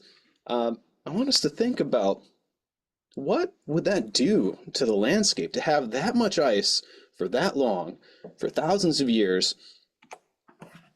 And look, this is the best we can show you today, because we don't have those vast ice sheets anymore. We do have remnants of those times that have still up in the mountains and in the polar regions, North and South Pole. These are some mountain ranges, recent photos. We still have glaciers that are kind of remnants of that time, and sort of like a smaller version of those vast ice sheets. Now, what exactly is a glacier? Any thoughts there? I see some folks chatting in questions here. I'm going to pull those up. What do we think of when we think of a glacier? Michigan's my favorite. Awesome. Shout out there. Acronyms. Dacia, lots of ice. Yeah. Yeah. We think of, just cold, frigid ice. Think about how heavy that might be, like a bag of ice. If you've ever gotten an ice for a cooler or something, it's deceptively heavy. It doesn't look like much, but water is heavy, and frozen water, especially a lot of it, like in these glaciers here, they get so heavy that they flow, just like a river flows downhill and goes through the valleys and the low points, right? These glaciers, when they get so massive, they also will move. Not as fast as a river, but over years, they're moving. And they're so heavy, they pick up gravel, rocks, boulders even, and move them miles and miles. And that has shaped where I am today at Sleeping Bear Dunes. And I want to show you real quickly. I'm going to switch my camera here to try to demonstrate that. Let's see if it'll jump over. Dun-dun. Okay, so now I just got a little tray of sand here. This is a model of the landscape here before the glaciers came. If you can imagine just this sand here being the ground, and these two ice cubes that I have here, imagine these are little mini glaciers. When they slowly but surely push their way along the landscape, they're going to push all that debris with them. They're going to leave evidence that they were there. And once they melt away, and the glaciers did this, they melted back a little bit, and then they advanced, and then they melt back, and they advance, and they got a little bit less and less each time.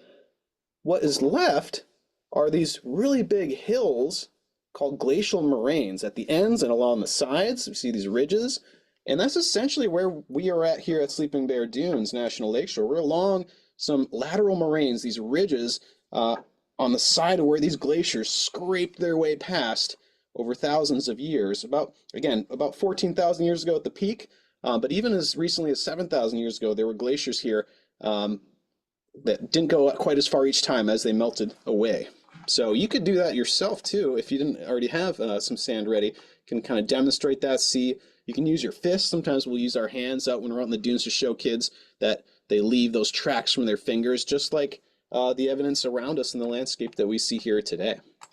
I'm jump back to my PowerPoint here to help us remember these processes, because after the glaciers left all that debris, all that sand that formed those moraines and the gravel, we call that glacial till when it's gravelly, sandy mixture left by the glaciers. They formed, like here's again this trying to demonstrate that if the glacier's coming towards me here on the frame, it is leaving those, pushing up all those moraines, all those that glacial debris. That is what is those huge bluffs that we see along Lake Michigan. After those glaciers left and that all the water filled in and made the Great Lakes, it left those huge bluffs. But those processes are still happening. These dunes are still forming. It's not done. The glaciers left all that debris, but more of it's being made and it's moving around. And I want us to do a little chant. If you could repeat after me, and I'm running out of time here. It's only take a couple minutes. If everybody could stand up for this chant. We're going to start with our hands like so, kind of clasp your hands. And the first step of this 3-part chant is weathering breaks it. You can snap your hands apart. Weathering breaks it. Next, erosion takes it. Reach out like you're grabbing something. Erosion takes it. And the last step, when the motion stops, blocking there, when the motion stops, deposition drops. All right, one more time. When the motion stops, deposition drops. Okay, very good. So let's start with those we'll go through them real quick. Weathering, what does that really mean? Weather is right in that term, and it's basically just like these rocks we see here on the screen beside me. Look like they're all rounded and polished. It's the lake shore where the Lake Michigan's waves are breaking, especially in storms. It's kind of like a big rock tumbler, moving those around. Ice will get in there in the winter this time of year and break it up. Wind does it a little bit too. So just all the forces of nature acting on these rocks makes even more sand. You know, there was some here left by the glaciers. I just realized my thermos is away here. But more is being made every day. Slowly but surely, more sand. That's what's shown here. It's all different sizes and colors because it's all chipping off of those rocks over time. Then erosion takes it, moves that sand. The wind here is so strong when we get over 20 miles an hour, which is pretty regular here, or even storms where we get like 60-mile-an-hour winds, it'll actually blow that sand up and hundreds of feet up from the beach and bring it into our dune fields here at the park. And this is from a photo from the desert, but essentially it's doing just like this. It's blowing, moving that sand. So that's our main form of erosion here. And then eventually that wind, though, slows down. And that's the last step. When the motion stops, deposition drops, right? And that sand will fall out of the air and create a new dune. And that's constantly happening. Like I said, shifting that sand around. This is the leading edge of our dune climb. We're one of our main attractions here, where families, school groups will bring them out here. And this is about 120 feet above to that plateau. It's moving toward that parking lot about 3 feet a year on average. So we're gonna have to do something about that parking lot eventually. So that was my crash course there presentation. Whoops. And I accidentally ended my presentation. So I hope you get to come visit us someday here at Sleeping Bear Dunes. Any time of year is a great time to come and see these dunes. And now when you do visit, you can tell your friends and family how these dunes got here.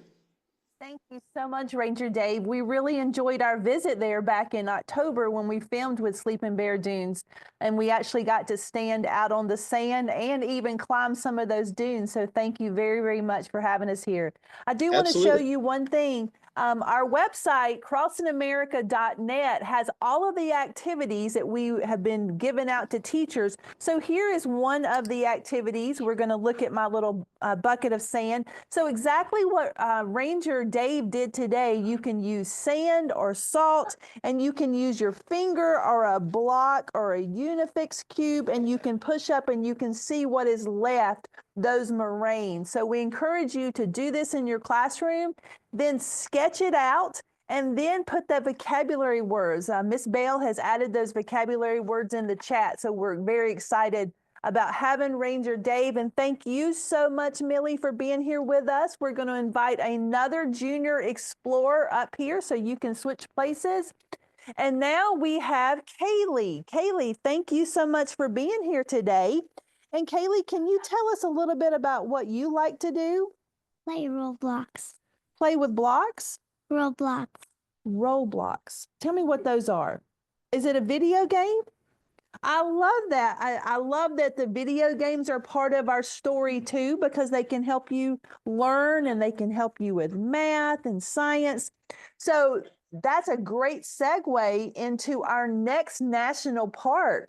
So we are going to be visiting now Rocky Mountain National Park. Now, we've already been to this state before today. With Black Canyon of the Gunnison, we were in Colorado.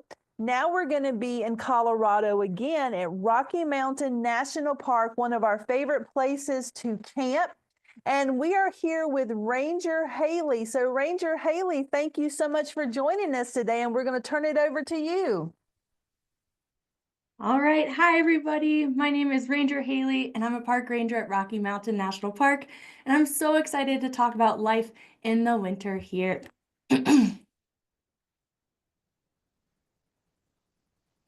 All right, so Rocky Mountain National Park is a great place to experience winter. It's a winter wonderland. We have 8 months of winter here, and there are certain things that make winter so special and different than the other seasons. We're actually in winter right now. And we have a lot of snow here. Look at this video of our road crew clearing the snow off a Trail Ridge Road. I'll step off so you can see it better. Snow at the tops of our mountains can reach up to 30 feet deep. And lower elevations, we consistently have 5 feet of snow throughout the winter too.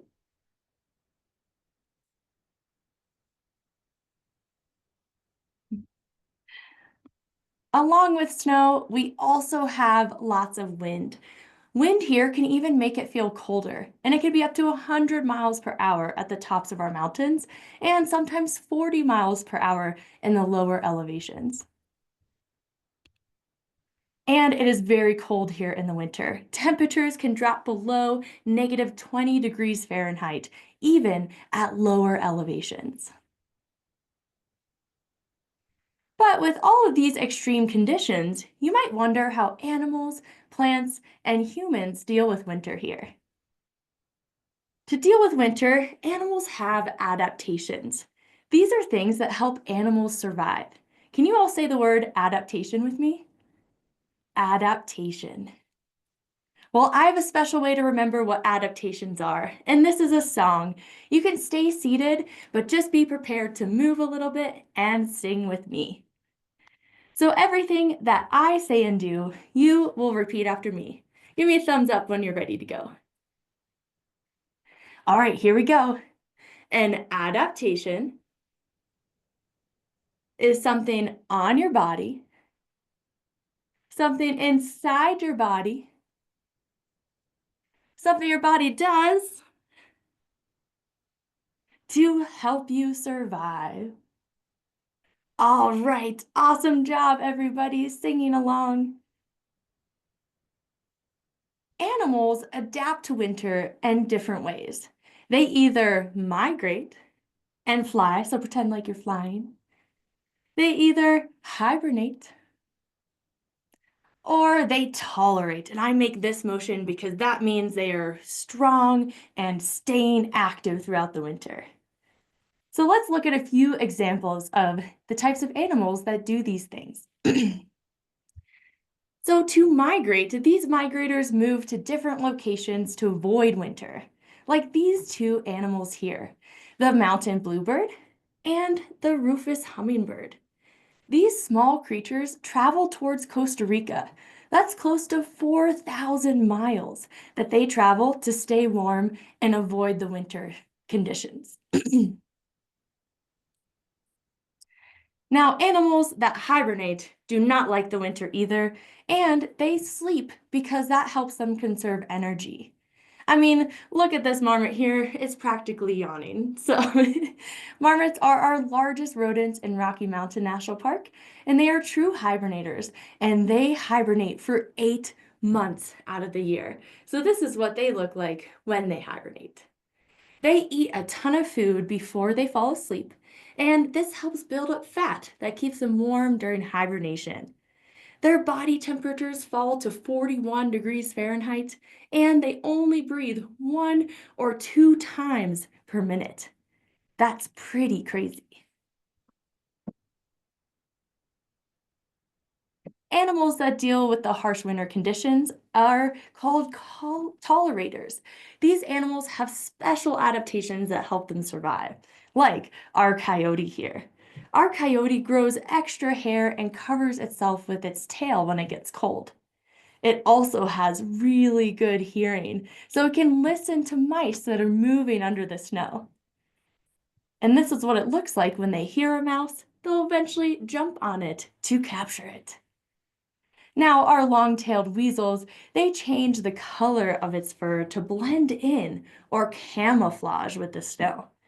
And this helps it hide when it's searching for prey. So it wants to eat food. It's a predator. So here's what it looks like in the wintertime. So all of those animals we talked about, they change their bodies or behaviors to help them survive the winter. However, animals also use the environment around them too. Snow acts like a great insulator, almost like a warm blanket that you would cuddle up with at home. But the closer you are to the ground, like these animals here, the warmer it is. Also, the different snow layers allow animals to make tunnels and homes. We actually call this layer something special. It's called the subnivean. Can you all say that word? Subnivean? Awesome. Now, we've talked about a lot of animals today. Now, as funny as it would be to see a plant migrate, they cannot adapt to the winter the same way animals do. Instead, we have trees like our aspen trees that adapt in different ways. Our aspen trees actually carry out photosynthesis in their bark, which allows them to grow more energy in the winter. Two other trees that tolerate the winter in Rocky Mountain National Park are the subalpine fir and the Engelmann spruce. These trees are narrow and cone-shaped that allow snow to be shed off of them easily so that they don't break their branches. Here are some rangers who are demonstrating this concept. Now, I always like to talk about people too because we have to experience winter, and people have to deal with it here in Rocky Mountain National Park. However, visitors find ways to have fun here in the winter, and there's still so much you can do. Like snowshoe or ski. Raise your hand if you'd like to do those activities. I do too.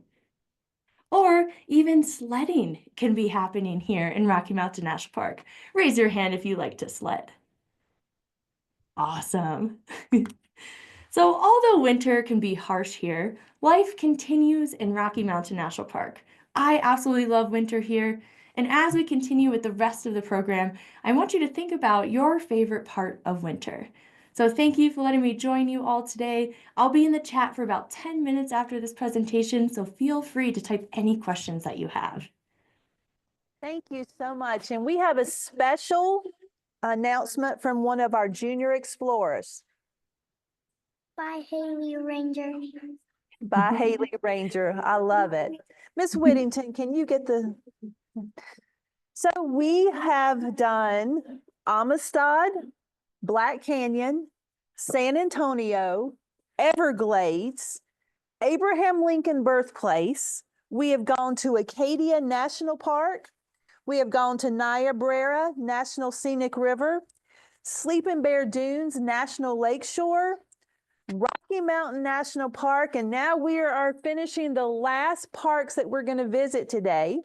I want to share one thing with you. In the activities for crossingamerica.net, we have an activity for the Rocky Mountains. These are called paper lungs. Now, these are really cool because Ranger Haley talked about the animals that tolerate the winter. They also tolerate the high elevations. So if you have 2 brown lunch bags and you have straws that you can tape together, and these straws are inside of the brown paper bags, I want you to try to blow them up.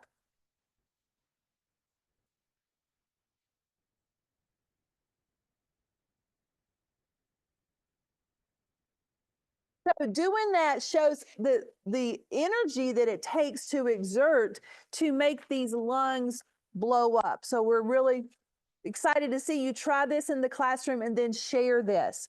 So we're going to ask for Eldon to come over. Eldon is going to be our junior explorer for the next few parks. So Eldon, I'm just going to ask you to tell all of these students out there, what are some of your favorite things to do? I like to go sledding, roller skating, and bowling. I like to do a lot more. Yeah, those are great things, and they're all completely different, and they use different parts of your body, different adaptations. Well, we're actually going to go to a park now called Washita battlefield. But before we do, we just had a new group of students come in, and these are fourth graders. So fourth graders, would you please wave to all of the students around the country who are watching today, fourth grade.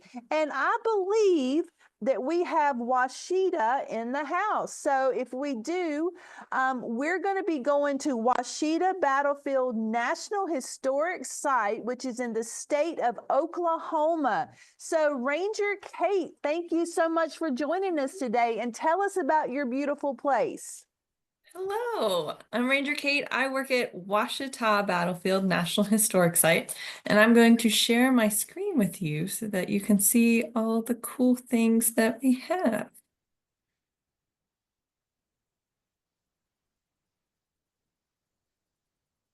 All right, so we're going to start.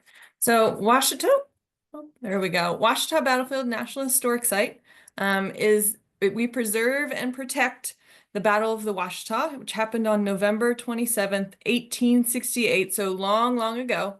It was a surprise attack by the 7th Cavalry. As you can see, there's soldiers in the background of the picture there, and they attacked the Cheyenne village that you see in front. And then the village was located along the Washita River, which is why our park has the name that it has.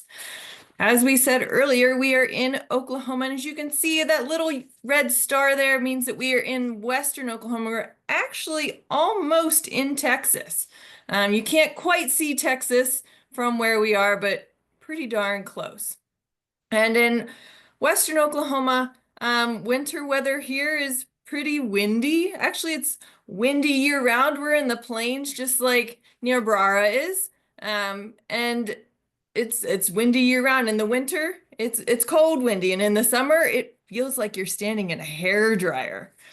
But and in the winter, it does get cold and snowy and icy here, but it doesn't last for very long. So this is what it looks like when we do get snow or ice, and it'll last for a day or two, and then it'll all melt away because the temperatures will go back up, and so we don't get very many snow days here in Oklahoma, unfortunately. But winter was a major factor in what happened here at Washita. The 7th Cavalry, those horse soldiers, as you can see in the picture here, they were marching towards the Washita in pretty snowy temperature and snowy weather. They were wading through what we think was kind of like a blizzard. There was about 1.5 feet, so about 18 inches of snow, and all of the wind and cold weather that comes with that. And the soldiers the night before the attack, so the night before would be November 26th, the commander of the 7th Cavalry, George Custer, ordered that his soldiers had to camp in the cold. They couldn't light a fire. They couldn't let the village know where they were. So they got to spend the whole night in that cold, cold snow. That sounds pretty cold to me. Can you imagine having to camp in a blizzard with no fire? No, thank you. And on that same day, the 26th, Black Kettle, the chief of the Cheyenne that were there in the village, was having a meeting with all of the leaders of his village, and they were deciding whether or not to move the village because they had heard reports that there were soldiers nearby, and so they wanted to keep their village safe.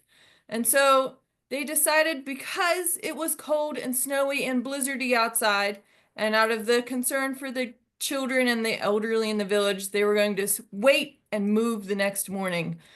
But if they had gone that night, we might be telling a very different story. And speaking of stories, today we're going to talk about stories. And so during the long winter nights, the Cheyenne would hota heonane, which means to tell stories, during feasts and celebrations, and a way to spend those long winter nights. Before any stories were told, you can see in our picture there, our storytellers would smoke a tobacco pipe, and then after they would smoke it, they would promise to tell the story as they heard it, because stories were very important to them.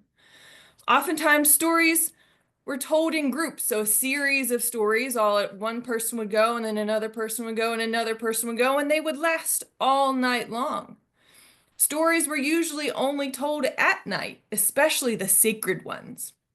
And a lot of times, stories belonged to different families. So only certain families could tell certain stories. They belonged to them, it was property to them. But a certain man or a certain woman could come in and be asked to tell a particular story that the tribe would like to be heard. Men would oftentimes tell of their stories of their great feats or their great deeds in war. And women would tell of their great feats and deeds in their domestic arts. So their beading, their tanning of hides, their making of moccasins, all of those things. And they were viewed by the tribe just as important as those war deeds for the men. Oftentimes, parents and elders would tell stories to their children to teach them. It's no different than us telling stories even today to help them fall asleep. Do your parents tell you a story before you fall asleep? Mine did. Children would then memorize those stories and then be able to retell them as adults. Children's stories often included small animals as characters. So like a chipmunk or a mouse or a little bird or a character named Wahio, which you can see is the man in the middle. He was short, round-bodied man with long, skinny arms and legs. And Wahio is the Cheyenne word for spider. So he kind of has a spider-like body. Maybe. I don't know, but Wahio was a trickster. So oftentimes he would try and be lazy and not do the things that he was supposed to, and then he would learn lessons. And so that was a way for the tribal children to learn right from wrong. Do you think the Cheyenne were the only ones that told stories? No, of course not. The cavalry also told stories. As you can see, they're in a tent and it's going to be just as long and cold inside that tent. And so they would share stories from all around the world. So there were soldiers in the 7th Cavalry from 27 different countries. They immigrated over from different places. There are quite a few Irish soldiers or German soldiers or English soldiers. All of those cultures have a lot of different stories to tell as well. And so when they were there in their tents at night and the nights were long and cold, they could tell stories of their family and their culture with each other. So I have a couple questions for you. What's a story you might like to tell on a long winter night? Or do you have any stories that are important to you and your family? I know I do. I'd like to wish y'all a very happy holidays from Monty, our bison, and all the park staff here. Thank you very much. Thank you so. Thank you, Ranger Kate. Thank you, Ranger You're Kate. welcome. And I promise that I will forevermore remember that it's Washita and not Washita. That's 2 years in a row that I've messed it up, and I am excited to get it right this time. Now, one of the activities we chose for you in this for Washita is to create your own historical newspaper. So think about what happened 150 years ago in your own community and sort of model that idea of a historical newspaper. So from what I understand, you're going to hang out here for one more time with me, correct? Mm-hmm. So Eldon's going to be here one more time, and we're getting ready to head to another park. But before we do, we had the rest of our 4th graders come in here. So 4th graders, can you give a big wave? Just a reminder, we are here at Washita. We are here at Covington Elementary School in Covington, Indiana. So let me just go ahead and tell you real quickly why I'm messing up so much. We are right now in Eastern time, but our hotel was in Central time, 15 miles away, and I am very confused. I just noticed that we had some more people join. Earlier this morning, we actually did a drawing for our National STEM Night. So I would like to show the video from this morning and for those that are on now so they can see who won our National STEM Day. So this is a recreation of this morning's spin. We videoed it, and now we're going to be able to show you. So if you are just now coming into the Holiday in the Parks and you applied for the free night of STEM with Expeditions in Education. This is what we did this morning, and this is our winner. And boy, it was tough because several schools saw their name in the little area, but then it just kept moving. So I'm not sure who is in the group right now, but if you are from Rogers Elementary, your school has won the free night of STEM with Expeditions in Education. So thank you so much for applying, all 22 of the schools. We really appreciate it, and we will do this again next year.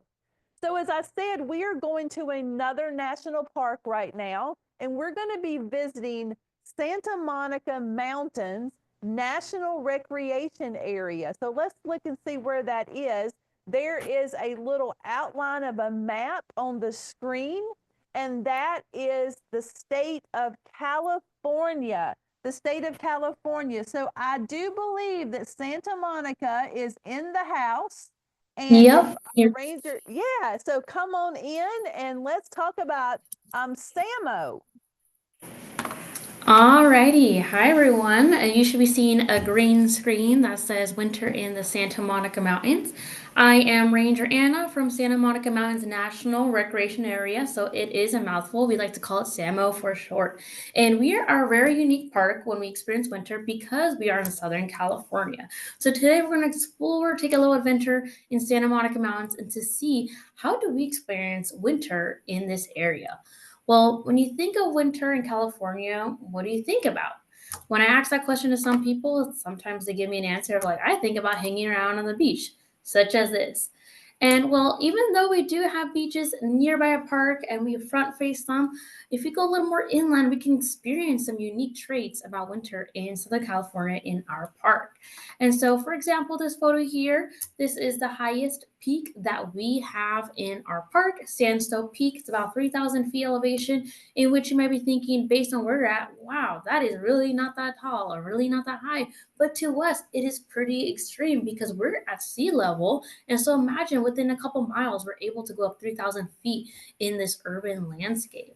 But really thinking about, when you think about winter and nature, you might be thinking about animals hibernating. You might think about snow. You might be thinking about rain. You might think about what do the plants do? Are they dormant?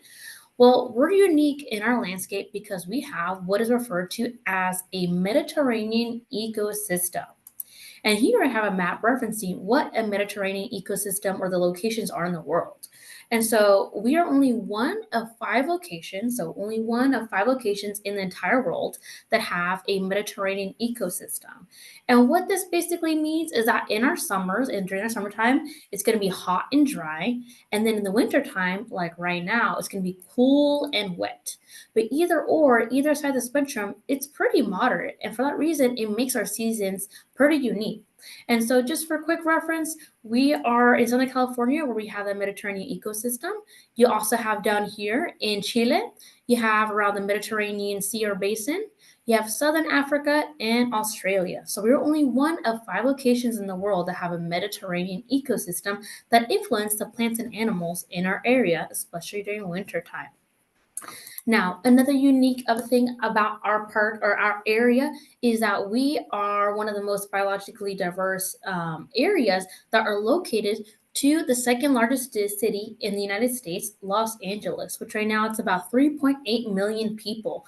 So it's that perfect mixture of a landscape of natural space in urban areas where you have people coming and going every day for work and just, their livelihoods, right? But we do experience these unique traits for our seasons, okay? And today I have my special friend who is Benito the Bobcat. Everyone say hi to Benito the Bobcat, who's going to help us experience winter in our park. And so I asked Benito the Bobcat, what are some things that we can see in our park during the winter time? Well, what do we have? Okay, well, Benito the Bobcat's a little shy, so he's going to talk to me and I'm going to share with you. But Benito the Bobcat says, because we have moderate winters, for example, the temperatures are not going to be too cold. You do have birds such as a Cooper's hawk that you might see in a nice, beautiful winter day flying over.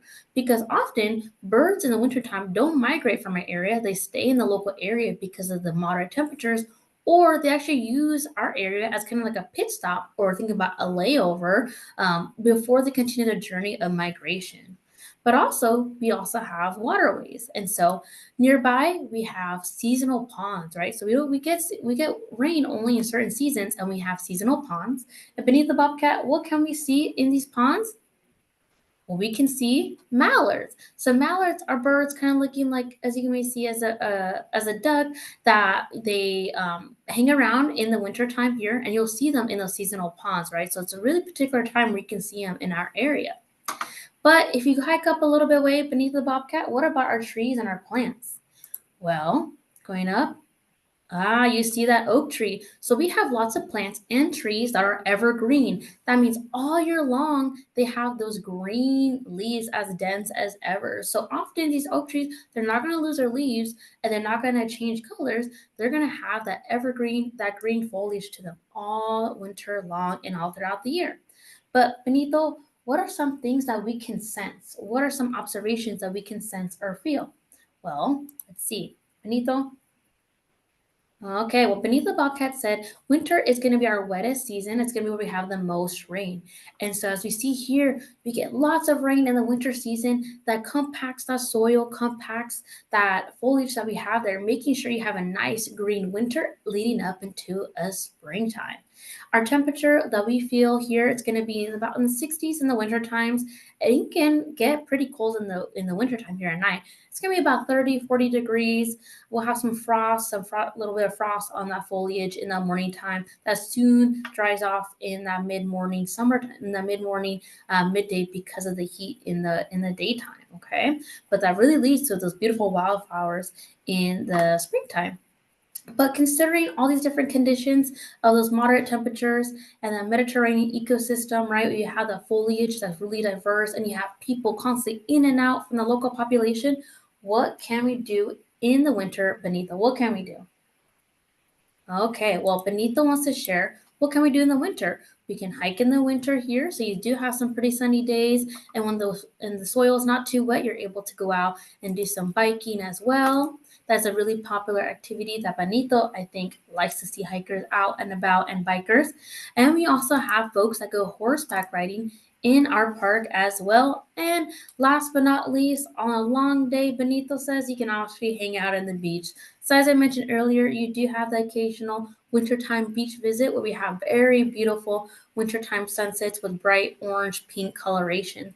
And so even though we may not have that mountain packed, the snow-packed mountains, we do still have some pretty unique activities that you can spend time in the mountains during the day, and at night spend a wonderful night watching the sunset with friends and family. So I want to thank you so much from the Santa Monica Mountains National Recreation Area. We'd love to have you if anytime you come and visit us. Thank you so much. Thank you so much. And we have another message from our junior explorer here. Thank you, Ranger Anna. Thank you, Ranger Thank you. Anna. You may ask questions inside the chat window.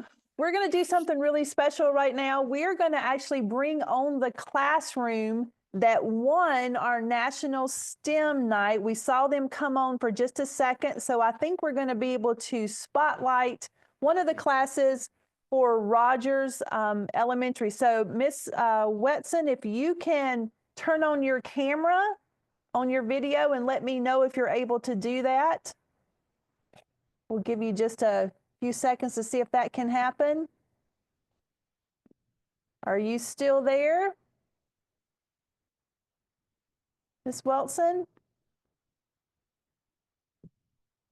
There we are. So we just want to tell your students that we are going to be coming to your school. And Miss Wilson, what state are you in? I'm not sure her camera or her audio is on. Okay, they're coming up real quickly. Everybody, we're going to look. Let's see if we'll go full screen for just a minute. So we will see you guys in, yay, we're waving. We're so glad you're there. And we will see you guys in a few months. And I think I just read you're at Minnesota. So we'll be in Minnesota with wool socks and toboggans and hats. So thank you. We'll see you soon. All right. Well, we have another great junior explorer here with us, and this is Ranger Explorer Silas. So Silas, can you tell us what you like to do for fun? I like to play soccer and play some basketball. Very nice. So we've got some sports happening here. Well, you have to be in shape to be a ranger because you have to do really cool things. And our rangers we're going to talk to next are actually in a pretty cool place. So let's look at our slide. We're going to Big Cypress National Preserve, and we're going back to the state of Florida. Now, we've already been to the Everglades. So we're going to do a little bit, and I hear some water splashing around. And Ranger Jay, are you in the swamps? Good afternoon. Yes, I am. We're in the swamp here in Big Cypress, and with me is Ranger Caitlin. Hi. And it's an unusual morning here because usually when we get up in the morning, it's about 68, 70 degrees. And this morning it was what temperature?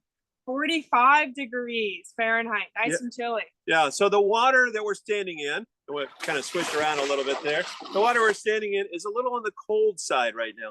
And the animals have to adapt to that, don't they? Yes, they do, Ranger Jay. So what do the birds do when it gets cold? The birds, they like to fluff up their feathers and get nice and big. Big, puffy. Yeah. Yeah, nice and puffy. What do the animals like the squirrels that live here do? Very good question. The squirrels, they like to pull their tail around and kind of hold it right here in front of their mouth and go and make that nice warm air that they nuzzle into. And on our drive out here this morning, we saw a black racer snake crossing the road. Yes, we did. We saw a snake. Yeah. So early in the morning, what would it do? Snakes and other reptiles, they're what we call ectothermic. So they have to bask. They sit in the sun and they warm themselves up, kind of like Ranger Jay and I are doing right now in the sun. Get a little sun glow going on. Yeah. And what does that do for those animals? What's that word again? Ectothermic. Their body temperature is regulated by their environment. So if it's really hot and sunny, they get nice and warm. If it's super cold like this morning, they have to find that sun to warm up. And what's another example of an animal that's ectothermic? Ooh, one that we see here all the time in the swamp is the American alligator. Oh, and it just so happens we have an alligator with us today, don't we? We do have an alligator. We saw a couple on the side of the road on the way coming here in the We did. canals, but Fred, we want to get Fred. Yes. Fred is one of our alligator friends. And maybe you'll have to move just a little bit to get Fred in the sunshine there. Oh, yeah. Fred needs to be in the sun. Yeah. Of course. Now, if Fred is cold, what does he have to do again? He comes out of the water and he basks. So he sits in the sunlight and kind of warms himself up. And he uses those little bumps, right? Those little Yeah. bumps are called... These little bumps are called scoots. He uses those to warm himself up, kind of like a solar panel, how they're put on top of buildings and in fields to create energy. Fred uses them to warm himself up. Huh. And if he's too cold, what happens to Fred? If Fred is too cold, he can't properly digest his food. So when we eat, we digest our food, we use it for energy, and we go off on our way. Fred, his body doesn't work too well if it's really cold. So Fred will take a nice long nap if it gets too cold. Fred is cold-blooded. Fred is right? cold-blooded, yes. Fred is cold-blooded. So he has to get warmed up. Now, if he got overheated, what does he do? One thing Fred can do, which we all like to do, especially in the summertime, get in the water like Ranger Jay and I are today. Another thing that he can do, sometimes you guys might see your dogs do this, they open up their mouth. Dogs pant. Fred, he just opens up his mouth and he lets some of that warm air out. So when I see one on the canal or in the swamp, he's got his mouth open great big. He's not trying to eat me. No, he's not trying to eat you. He doesn't like Ranger Jay for a snack. He's just a little bit too warm. He's cooling off. Okay. What else can you tell me about Fred there? He's got stripes on him. Yeah, Fred might look a little different than some of the adult alligators we saw this morning driving in. Fred has some stripes. Ranger Jay, do you know why he has stripes? I know that is camouflage. Yes, as babies, lots of animals, like our Florida panther, are camouflaged. Fred has some stripes. When he's an adult, he'll turn this darker color, like a darker gray, sometimes black. He'll eventually become all that color. What else do you know about alligators? Alligators have something weird with their eyelids, or something that's a little different from ours, maybe. Oh, yeah. Yeah. That's really cool. Their eyelids, they have 3 eyelids. 3 of them.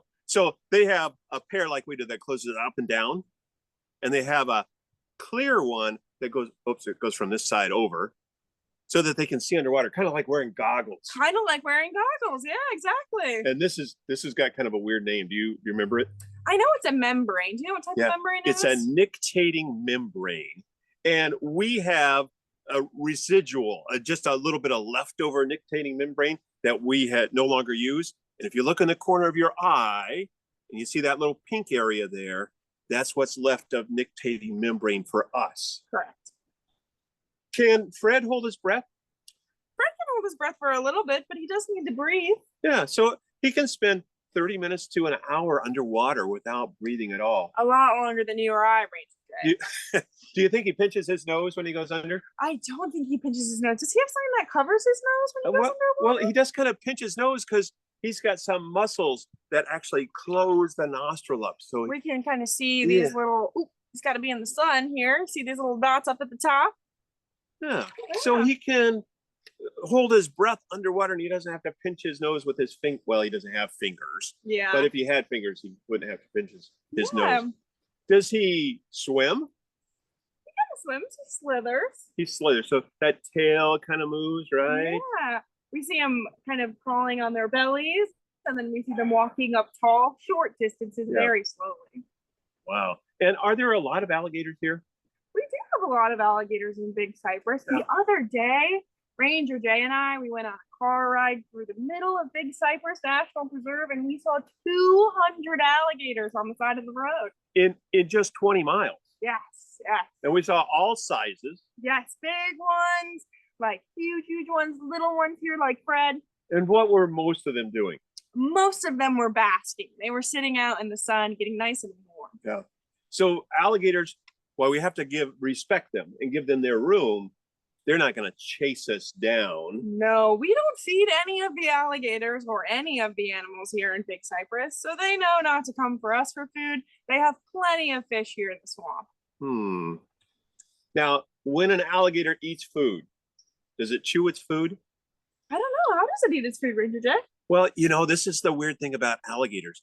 They don't chew their food. They swallow it whole. Wow. And it's a really strange reason why. Why? So stick your tongue out. Yeah, Fred can't do that.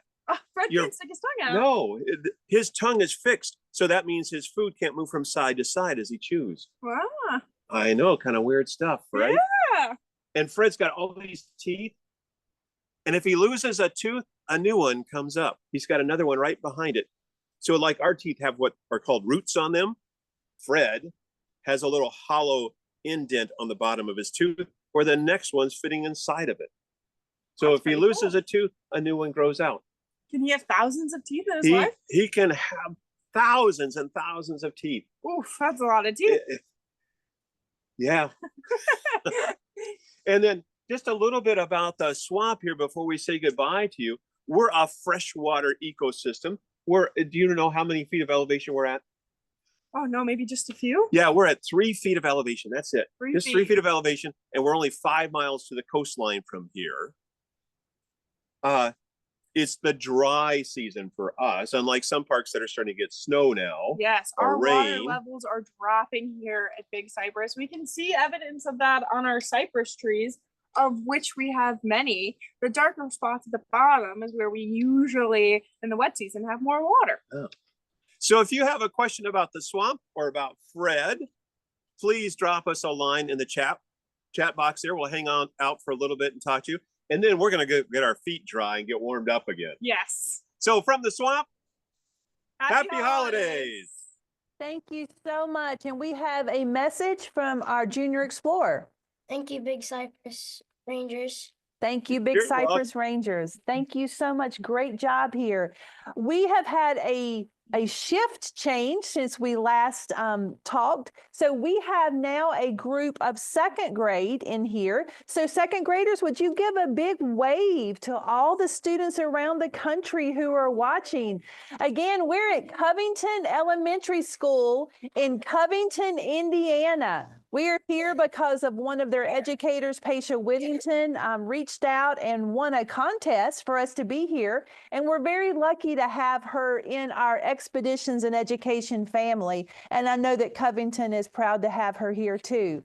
We are here with Junior Explorer Lincoln. Now, Lincoln, we need to know a little bit about you. What are some activities that you like to do? Well, I like to draw and stuff like that, paint. So you like the arts. I love that because that's exactly what we're going to be doing in one of our activities as we learn a little bit more about a beautiful national park. And this national park is called the Grand Teton National Park, and this little outline of a state is Wyoming. So we are so excited to have our ranger from Wyoming here. So let's see if Ranger Miranda is on the line. And there she is, actually sitting in front of some of the mountain ranges at Grand Teton National Park. So let me turn it over to you. Thanks. Yeah, hello everyone. So I am Ranger Miranda, coming from Grand Teton National Park, like I have right behind me. I will share my screen to get us started today. All right, and then I'll get us in our slideshow. So right now I am located in the northwest corner of Wyoming. So right where that red star is. And of course, since it's winter, it doesn't really look like it looked like in my background. This is more of what it looks like outside right now. It's really a beautiful winter wonderland, lots of snow. We did get a few more inches of snow last night, so a little bit different than Florida at the moment.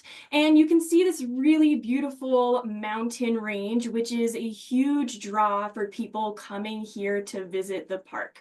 So today we're going to be talking about how these mountains were formed. And we have a slogan here at Grand Teton, which is that our rock is old, but our mountains are new. And that means that the rock that makes up the mountain range is some of the oldest rock here in North America. It's about 2.7 billion years old. However, when it formed, a lot of that rock was underneath the earth, and it didn't get uplifted until about 10 million years ago. And this happened because the ground was stretching and thinning, and as that crust stretched, a big crack in the ground formed known as a fault line. This is called the Teton Fault, which stretches 40 miles north to south along the mountain range. And at that fault line, we got earthquakes. And each time that earth quaked, it caused one side of that crack to rise up into the air, which created that mountain range. And the other side dropped downward. And that created the valley floor that we see today. And we've actually had so much change in the mountain range and the valley that it's about 30,000 feet of uplift over the last 10 million years. And then layers and layers of sediment have moved in to cover up a lot of that valley. And you can actually still see the Teton Fault line today. So there is certain areas in the park in which you can really get a good view of that fault and see it even now. And one of the cool things about this mountain range is that it's still growing. So every time we get an earthquake today, it causes the mountains to rise even more and the valley to drop a little bit more. Now, you might have noticed that we have a very distinctive mountain range. So our mountains are very pointy compared to some of the other ones that you see here in North America. And the reason for that is because this mountain range is very young. It's only 10 million years old. So it hasn't had a lot of time to erode for all of that rock to break off and sort of round out over time. If you compare it to other mountain ranges like the Rocky Mountains, which are 50 to 80 million years old, or even the Appalachian Mountains, which are over 300 million years old, you can really see how time has rounded out those different mountain ranges and made them look a little bit different. But Fault lines and earthquakes are only a part of the story of how this mountain range was formed. Another really important piece of that is glaciers. I actually like to think of glaciers as the original artists of the Tetons. So I love that we're talking about art for this. You can actually think of glaciers as sculptors. They came in and they carved out all of the details that we see today along the mountains. So as these large sheets of ice moved downward along the mountain range, they were slowly carving out all of those rocks and creating canyons. And once they reached the valley floor, they dug out deep depressions. And after those glaciers melted, those depressions turned into lakes. So here in this picture, we have a really great example here in the park of Cascade Canyon, which was formed by this glacier. And you can see as it's moving downward, it formed Jenny Lake, which is maybe the most famous lake we have here in the park. And at its deepest section, it's a little over 260 feet deep. So you can really get a sense of how large these glaciers were and how much they helped form this landscape. So this is a picture of that Cascade Canyon that we see today, what that looks like. And that bottom picture is when you're inside the canyon, you can really get a great view of that U shape of the canyon. And that's one of the great things you can tell from a canyon if it was formed either by a glacier or a river. Glacier-made canyons have that really distinctive U shape as it's carving out all of those rocks, bringing them down towards the valley floor, as opposed to a river-made canyon, which cuts deep into the center and makes more of a V shape to it. So this is what our mountain range looks like today and is such an amazing, inspiring thing for people to come and see and appreciate from all over the world. So that's what I have here for you today. Thank you so much. I will be hanging out for a little bit, so feel free to send me some questions in the chat. Thank you so much, Ranger Miranda. We're excited to come back to Grand Teton this summer, and we have a message from our Junior Explorer. Thank you so much. Thank you so much. Remember, if you have a question for Ranger Miranda, you can drop those in the chat window. One thing I want to do before we go to the next thing is I want to talk about our project for our activity for this particular part, because we did talk about the arts. So you probably heard of something called origami. Origami is the Japanese art of folding paper.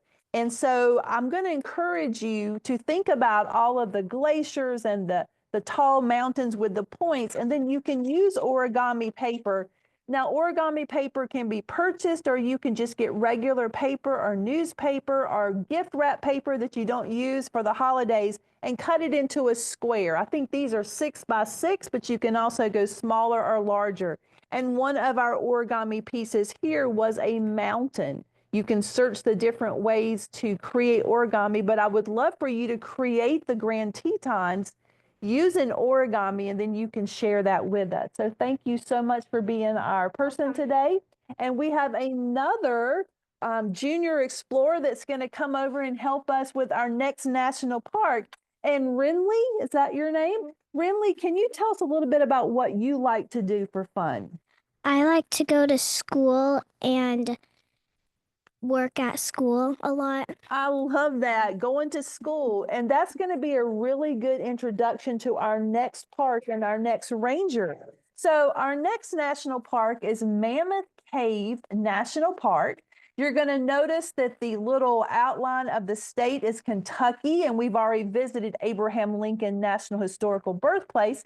So that one, now the reason I said that going to school is a good connection, and that is because Ranger Jennifer actually was a teacher before she started working in the national park. So Ranger Jennifer, thank you for joining us today.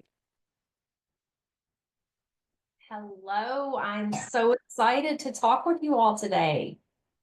So welcome from Kentucky and from Mammoth Cave National Park. And the photo that I have behind me right now is the entrance to Mammoth Cave National Park on a snowy winter day.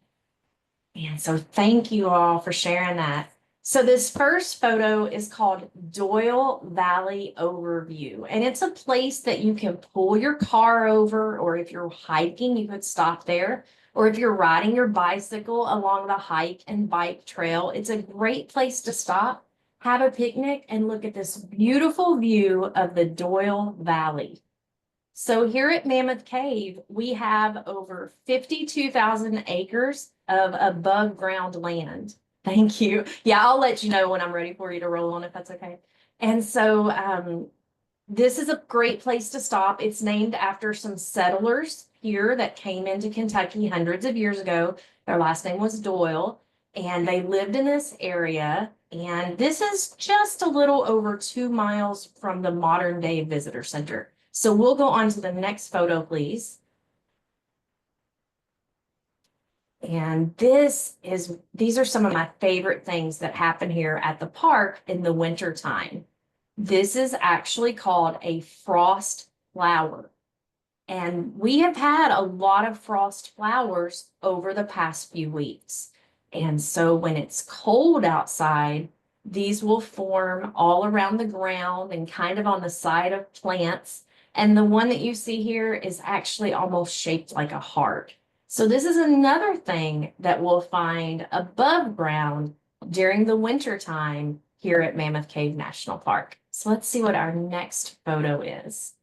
All right, this is one of my favorite traditions that we have here at Mammoth Cave National Park. So a long, long time ago, people used to bring real trees down inside the cave when it got to be the holiday time, and they would decorate those trees. Now, we no longer bring a natural tree in because they dry out.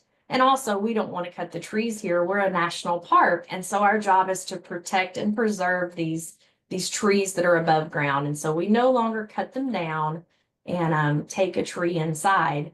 But, around the turn of the century, 100 years ago, even into the 1920s, we weren't a national park yet. And so they would take those down inside there.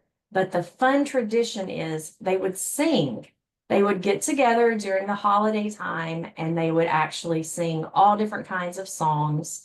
They would sing carols and maybe dashing through the snow and songs like that. And we actually still do that. So if we can have the next photo. This is called the Cave Sing. And it's a really neat tradition. And if you live close enough to Mammoth Cave National Park, you are invited to come next year. The Cave Sing is the first Sunday in December every single year. This has been happening for almost 50 years here. And so we will be having this again next year on the first Sunday in December. And it's free to anyone that wants to come. We have different musical groups that come. Sometimes it might be a quartet called, like a local quartet, or it might be a college that has their choir or their chorus that comes to the park and attends the Cave Sing and sings beautiful songs. Sometimes we have people bring instruments. There have been entire bands that come in and bring their brass instruments. One year, we even took a piano down into the cave, and there was a person playing a piano. So it really just depends on the year. I've seen people play cellos, pianos, all kinds of instruments down inside the cave, but you're all invited, and it lasts about an hour. And we go into the cave and just have a really great time listening to the beautiful acoustics and visiting the cave. So if we go to the next photo, after the Cave Sing, we have a special visitor. So Santa Claus is always above ground over at the hotel. And there's cookies and hot cocoa, and there might even be an elf / ranger passing out some candy canes. So that's another fun part of that Cave Sing tradition that we have here as we're celebrating kind of winter time here at Mammoth Cave National Park. So that's Ranger Elizabeth dressed up as an elf, passing out candy canes. Thank you all for showing that one. All right. So I went a little quick. Miss Stacia, Dr. Drizzle. We have been to this cave, gosh, 4 or 5 times now in the last couple years, and we've enjoyed every bit of it. And one of our activities I'll show you for this place is the bats. So we're encouraging you to take recyclable materials and create these bats. And now that we've seen this cave scene, maybe you can even have the bats joining in on the cave scene. If you do that, please share this with us. And we have a special message to you, Ranger Jennifer, from our Junior Explorer. Thank you, Ranger Jennifer. Thank you, Ranger Jennifer. We appreciate that. Thank you so much. And it looks like several people want to attend the cave scene. So make sure you get those spaces available for all these kids now that are, especially the ones here in Indiana and the ones watching from Kentucky. They're kind of close. Wow, we have had such a busy day, and we do have 2 more parks to visit. I do want to take a quick breath because I need it and say thank you again to Paisha Whittington, who is an educator here at Covington Elementary School in Covington, Indiana. But people that you don't see right now are the ones behind the scenes. So we have 2 of our amazing people, Dave and Steve, are working behind the scenes to make sure that all of the work is going well. In fact, Steve just turned on the overhead camera so that we can see this new group of kids coming in. And these are our 3rd grade classes from Covington Elementary School. And kids, can you give a big wave to the camera? Right now, you are being watched by students all around the country, probably wishing that they were here too. But thank you so much for joining us today. We do love Dave and Steve. You're right, Miss Rupsch. So we're going to go ahead and finish up our last 2 parks for the day.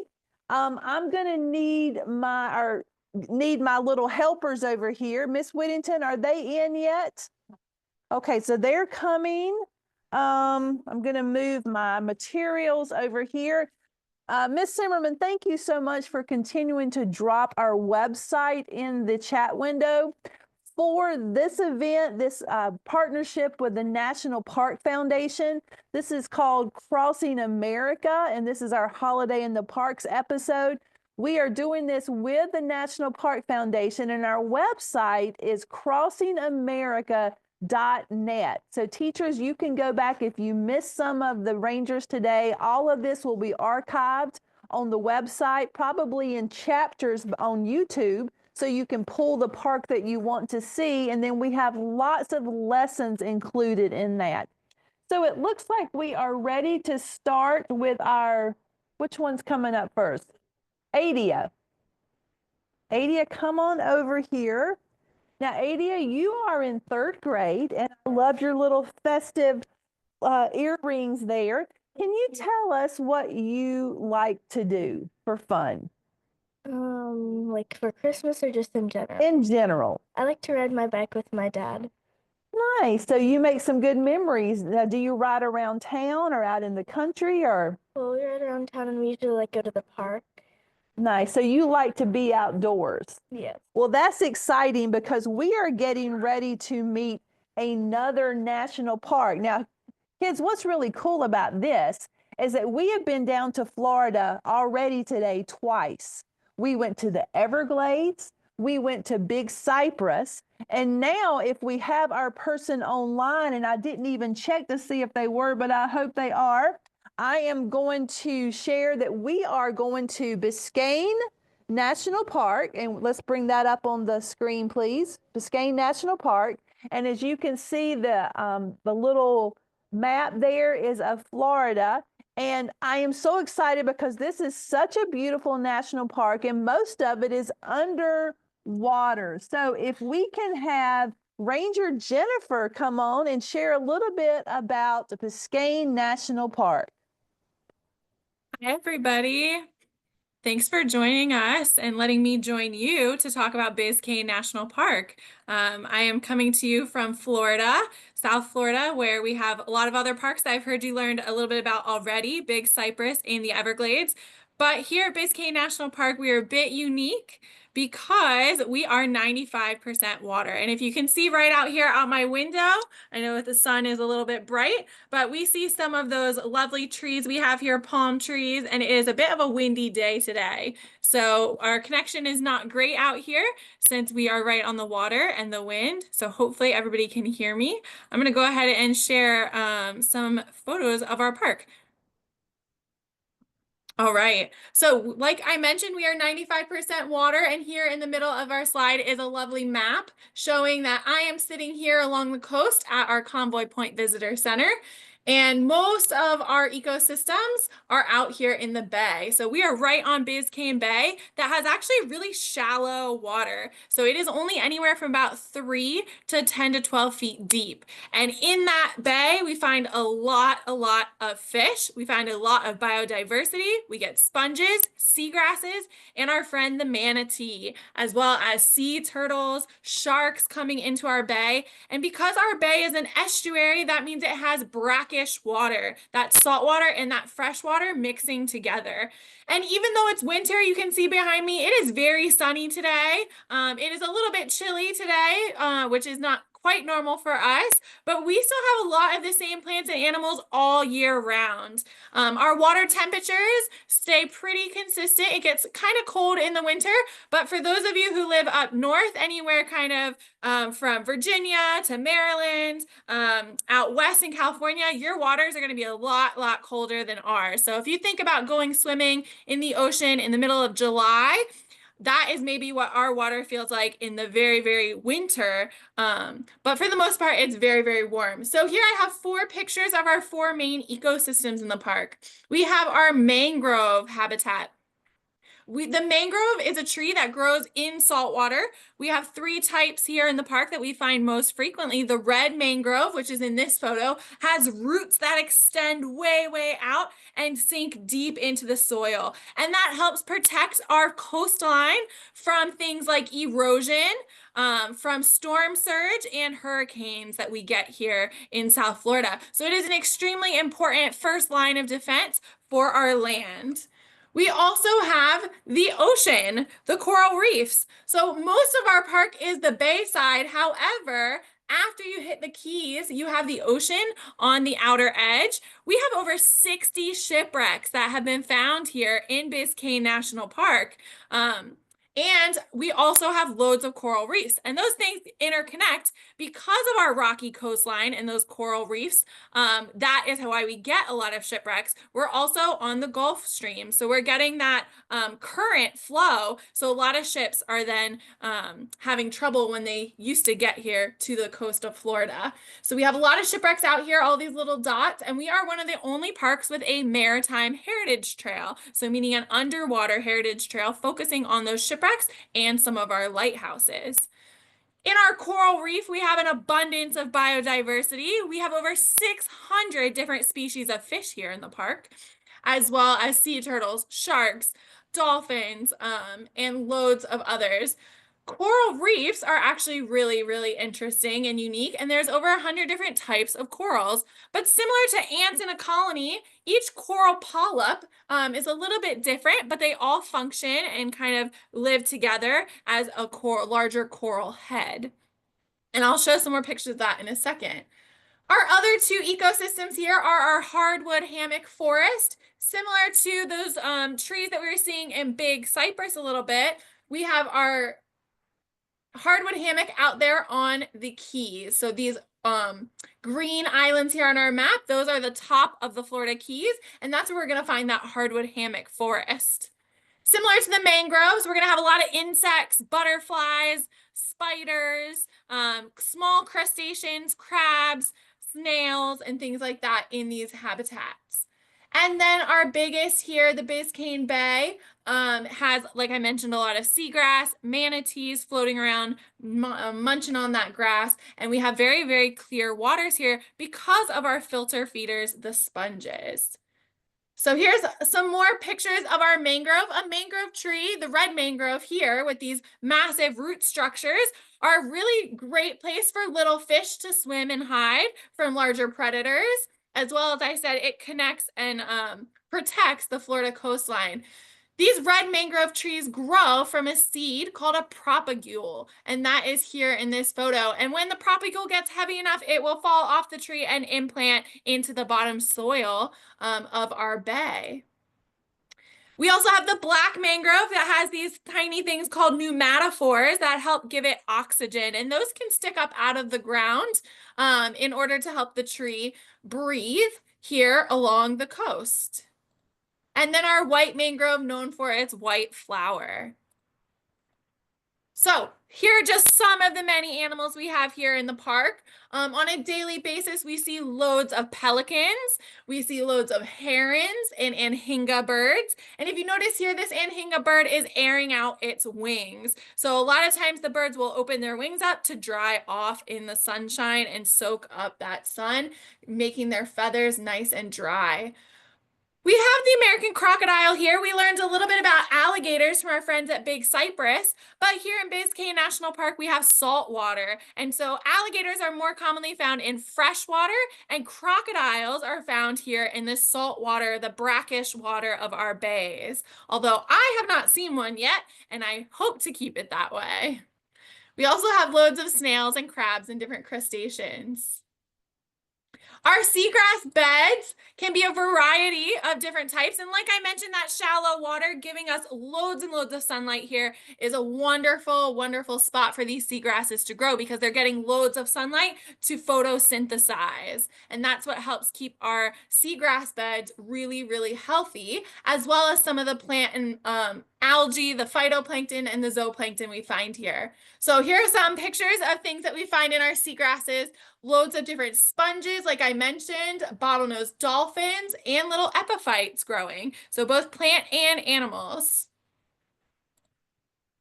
In those hardwood hammocks, they are built on an ancient coral reef. So you will see here some coral reef fossils that we have out on our rocky coastline. Coral skeletons are preserved in limestone, and limestone is the base of all of South Florida. For those friends who have learned about the rock cycle, you might know a little bit about coral and limestone and how fossils are imprinted into that rock cycle. We have loads of different trees because we have over 100 different species of birds here. So we have lots of different seeds that they're eating and dropping around that help our plant life continue on. So one of our most common trees here is the gumbo limbo, and it kind of looks like a peeling tree. We have loads of raccoons, the special shaw swallowtail butterfly, as well as a really cool bird called the roseate spoonbill, as well as loads of osprey, hawks, and definitely mosquitoes. You have to be super careful in South Florida to wear your bug spray. And we have special divers. Our coral reef is definitely one of our more unique ecosystems here that are not found all over the world. And a coral is actually a plant, animal, and a rock. It could be considered all three. We like to consider it as an animal because it does have a digestive tract. So that means that the coral does take in nutrients. It is a consumer. All right. And for the most part, it is consuming kind of like a Venus flytrap. Its polyps kind of close, the tentacles kind of close around, and they can bring in nutrients by swallowing and getting phytoplankton and zooplankton. But another way that coral gets a lot of its energy is from something called zooxanthellae. And zooxanthellae is an algae that attaches onto coral and makes its own food, giving corals a lot of their different colors. It's also why we unfortunately have the detriment of coral bleaching. When our water gets too hot, this algae gets unhappy and it might flee from the coral, leaving the coral behind with no food to sustain it. But corals can be all different shapes and colors. And these are just some fish that we find, as well as sharks. And sea turtles are another one of our very popular animals that we find here in the park. So, thanks for thinking of us at Biscayne and learning a little bit about us. We hope that you maybe head to South Florida sometime to experience our lovely park and waters. If you ever have any questions, feel free to reach out to us. Thanks for listening, everybody. Thank you so much. And we have a message from our Junior Explorer. Thank you, Ranger Jennifer.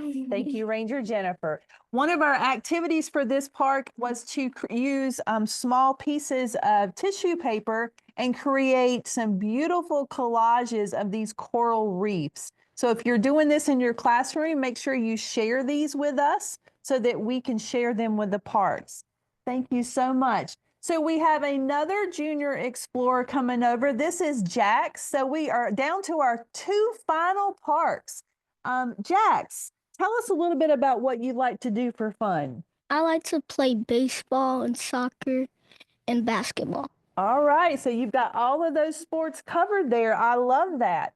Well, I'm not sure if our next person has played those sports before because he was born back in the 1800s, but we're heading over right now to a wonderful park that we just left last week, Lincoln Boyhood National Memorial. So this is in your state. Do you notice that that is the outline for your state, Indiana?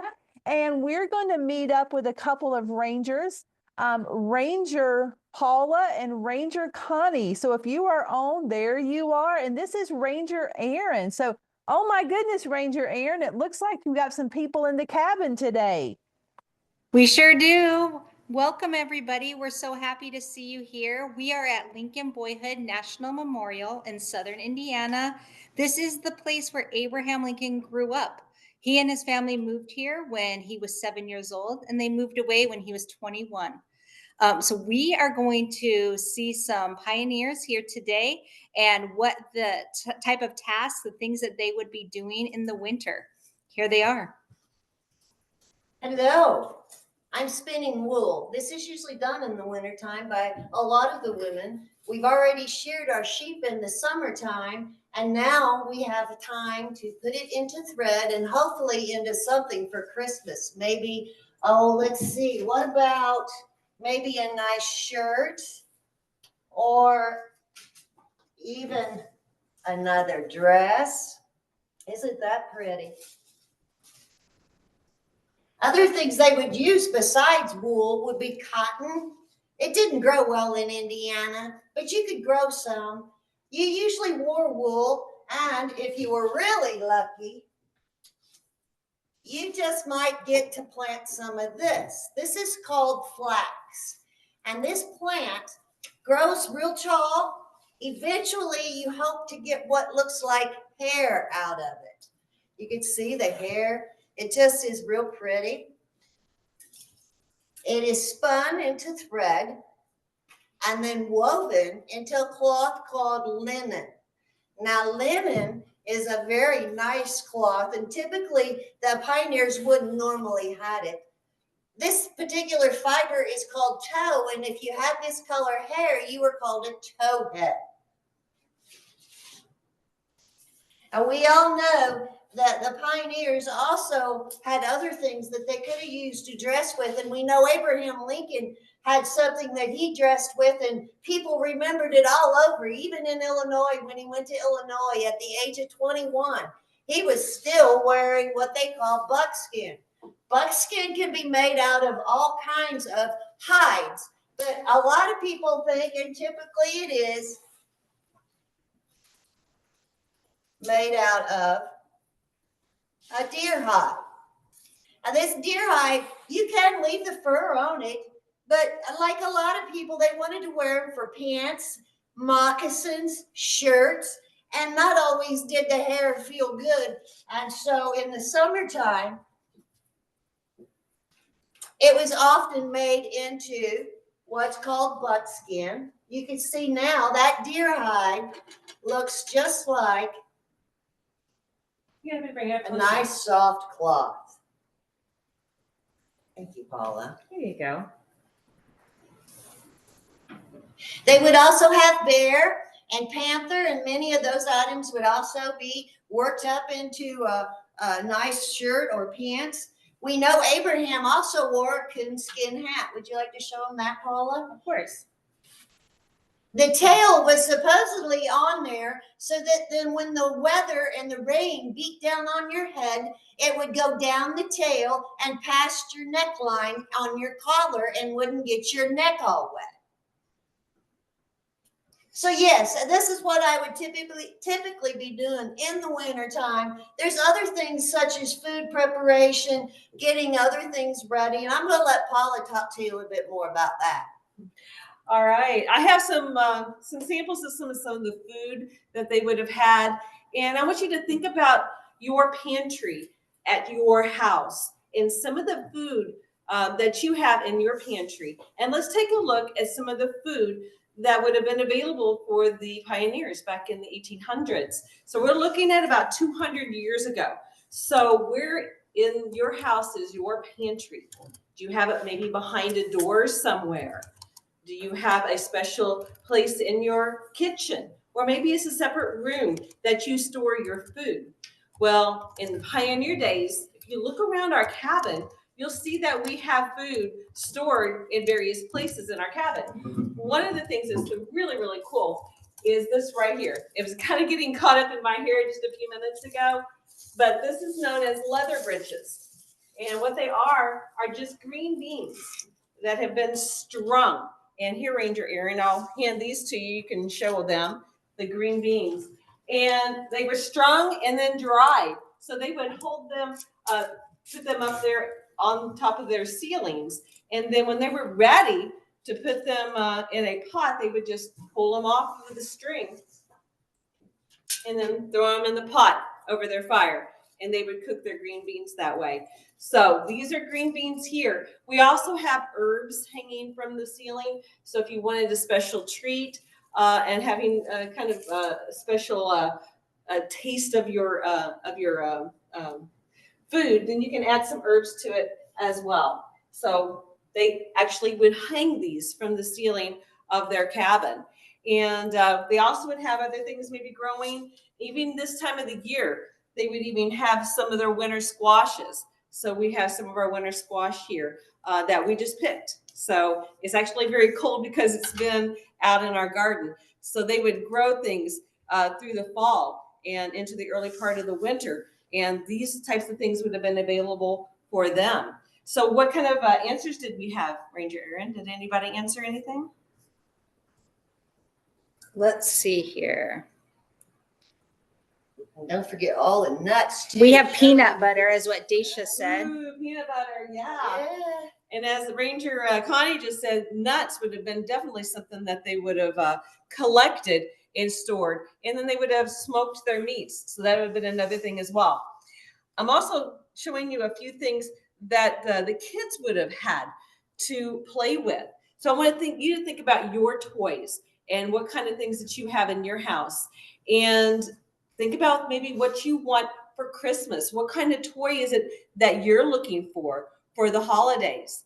And think about the pioneers, the kind of toys that they would have been playing with. So the kids would have had things like tops that would have been made for them, and maybe even corn husk dolls, such as these right here. And then there's also special games that the pioneer children would have had. And this one here is called a Jacob's Ladder, so that they would have played with these types of toys. And they would have been made for them, and maybe they would have been able to get a special toy for the holiday season. And if you look behind me on our mantle, and this is a very, very special mantle to the park, because the stones that make up our mantle here actually came from one of the Lincoln cabins. So this one actually came from that 1829 cabin that the Lincolns built when they lived here in Indiana. So you're going to see the stones that are here on our hearth. And these are stones that Abraham Lincoln would have helped put in place. And we are decorating for the holiday season here at Lincoln Boyhood by putting greenery and holly up on our mantle. So we are getting ready for the holiday season. And another way that we get ready for our holidays is by having a special candlelight evening program here at the park. And I'll pass it over to Ranger Erin so she can tell you a little bit about that. Thank you guys so much for joining us today. This has been really fun for us. The winter time would have been a great time for pioneer families to kind of slow down, right? They weren't planting a lot in the winter time. So they would have had time to slow down and catch up on some other things, like Ranger Connie was spinning. They would have repaired their clothes. They would have been making sure they have enough food to get through those cold months. So thanks for joining us today at Lincoln Boyhood. Thank you so much. So we have a special message from our Junior Explorer. Thanks for coming. So I thank you for coming, and we're going to bring over our last Junior Explorer. Boy, this has been a great day, almost 2 hours of learning from national parks around the country. And we're ending up with Carter.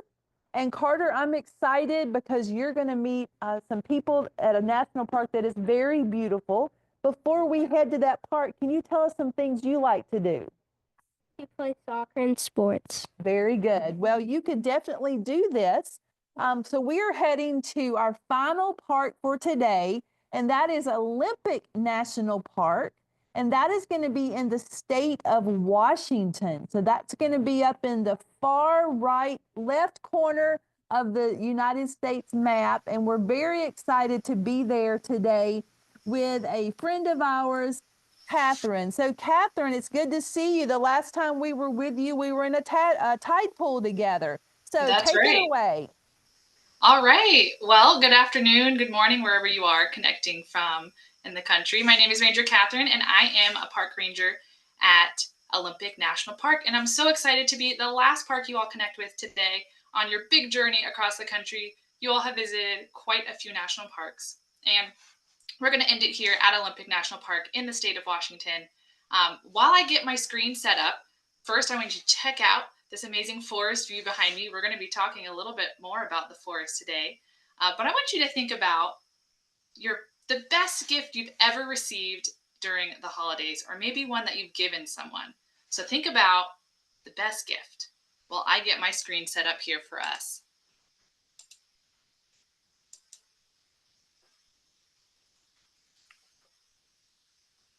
All right, we should be able to see my screen. All right, perfect. All right, so hopefully we have in mind what that gift is that we thought of. So hold on to that. We're going to talk about that a little bit later. But here, if you were to visit Olympic National Park, rolling up to Port Angeles Visitor Center, where I am today, you might see this welcome sign as you head in and get a picture. But Olympic National Park is home to the traditional lands of 8 different tribes across the Olympic Peninsula, which is where Olympic is situated. So if we were to zoom out, we can take a look at where we are in relation to where you might be in the country connecting with us today. We know we're in the state of Washington, where that red star is all the way in the corner there on the Olympic Peninsula. So that little piece of land out there. If we were to zoom all the way out and we're hovering over the Olympic Peninsula here, we're looking down on Olympic National Park, all that dark green color. Now, Olympic National Park is amazing in that it covers over just about a million acres of land, which is about the size of the state of Rhode Island.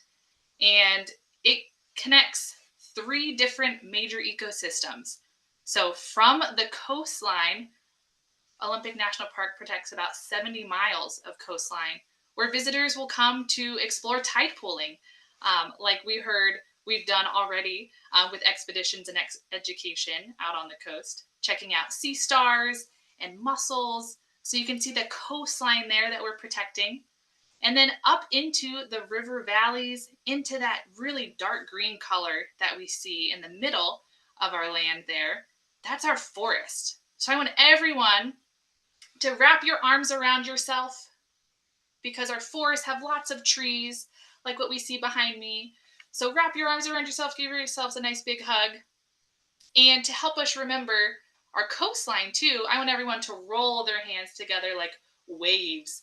because this is a really tumultuous ecosystem where lots of waves are coming through. So we have our waves all the way up to our forests, and then all the way at the very top of our ecosystems is the mountain ecosystem. So you can make a big mountain above your head to represent the highest points in the park, where we see quite a bit of snow, especially this time of year. And we've heard a lot about snow in some of the other national parks we've visited today virtually. This is what it might look like up at Hurricane Ridge, the highest points in Olympic National Park, where you can go snowshoeing, we've heard about in Black Canyon of the Gunnison today, and skiing. And Olympic National Park is one of 3 parks in the system that actually has a ski lift to take you up where you can enjoy the hills and glide down on your skis. Now, it's not just the white winterscape that brings people into Olympic National Park in the winter. The color green can really take the front stage here too, because we do see green all year round here, especially when there's lots of rain and moisture to really liven up that color. So we're going to be talking about one of the rainforests here that are protected, and that is the Hoh Rainforest, which is why we like to say in the holidays, there's no place like Hoh for the holidays. So if you were to visit this part of our national park, especially this time of year, you are going to get a special treat to one of the gifts that the national park rainforest here is receiving. So think back to that gift, the best gift you've ever received, and let's take a look at what the best gift to the rainforest here in Olympic is. Drum roll, let's see. If we were to unwrap that, that would be our salmon. So our salmon are a big gift during the holidays here to the Hoh Rainforest river valleys, as these salmon are traveling back upstream to spawn and create the next generation. So let's take a look at this little life cycle of our salmon here that they experience as they travel back home. So they start as little tiny eggs in the gravel. We can see those little eyes starting to peek out, and even what we like to call their little lunchbox of nutrients that they hold onto to help them grow nice and big. After about a year, they're going to be hanging out in these rivers. They'll grow up a little bit, try to get as much nutrients as they can, but they're going to need to go out to the big old blue ocean, the Pacific, and the Strait of Juan de Fuca to grow big for about 2 years, where they will get nice and big and get ready to come back to that same exact stream where they were born. Now, it's not going to be an easy journey for them. They're going to have to use lots of energy to push themselves up cascading waterfalls, which is a great thing to come check out when you visit, to make sure you time it right to see some of these salmon jumping up these amazing waterfalls to get to a perfect spot to lay their eggs. So they're trying to find that best spot. Once they find it, they use their fins, their back tail to create a nice little nest to lay their eggs and start the next generation of salmon for the forest. Now, sometimes these salmon are actually providing food source and nutrients to over 140 different species of animals in Olympic National Park. We see one of those animals right here enjoying a nice, lovely meal of salmon. Those are river otters that are trying to get all that they can out of this salmon. Now, when our salmon do go up to spawn, it's the end of their life cycle. So if they have a chance to spawn, lay their eggs, that's the time where they will die. And they will go back to the forest ecosystem. There'll be scavengers, birds, maybe black bears will come and eat what's left of them. But they'll pull that back into the forest to eat.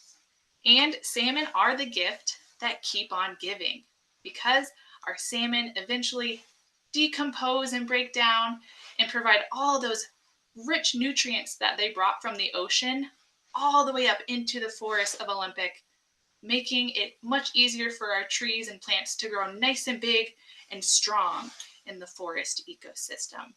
So we always want to remember our salmon during the winter here. And you can even create your own little salmon hat we have on our website that I like to remember to wear to celebrate the salmon during the holidays. Thank you so much. Can you unshare your screen? Do you have your salmon hat? Let's see if I can stop sharing. You are. Oh, okay, perfect. Let me put that back on for you all.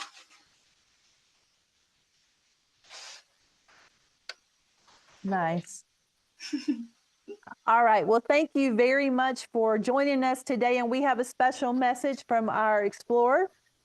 Thank you, Ranger Catherine. Thank you, Ranger Catherine. And I just want to say thank you to all the Rangers who were able to join us today. I'm going to ask that Miss Whittington come over and sit back over here with me. And then third graders, you've been amazing this afternoon. Thank you for being the class that ends with us. Can you give one more wave out here? So let's sit back down for just a moment. There, thank you very much. I'm going to come to you in a moment, but let's go to our deck for just a moment. We are wanting to make sure we're thanking the National Park Foundation. The National Park Foundation is the official partner, the giving partner of the National Park Service. So they work very hard to fund grants, to allow people like us to present the parks to students in schools around the country. We would also like to thank the Covington Trojans for allowing us to be at their school today. This just didn't happen today. We came in yesterday, and Miss Whittington is amazing, but she came in yesterday. She brought us things to drink and food so we could have our energy to set things up in her room. She completely emptied her room for us, and we're very thankful for that. And I'm just very thankful for her in general. She's a great friend. And Miss Whittington, just real quickly, what did this mean today to bring this to your students? I'm just so excited that we got to be the first school to host the holiday in the parks, and all of our students did an amazing job today. So good job to all the students, and thank you guys for coming and allowing us to have this experience. It was great. Absolutely. We were very glad to be here.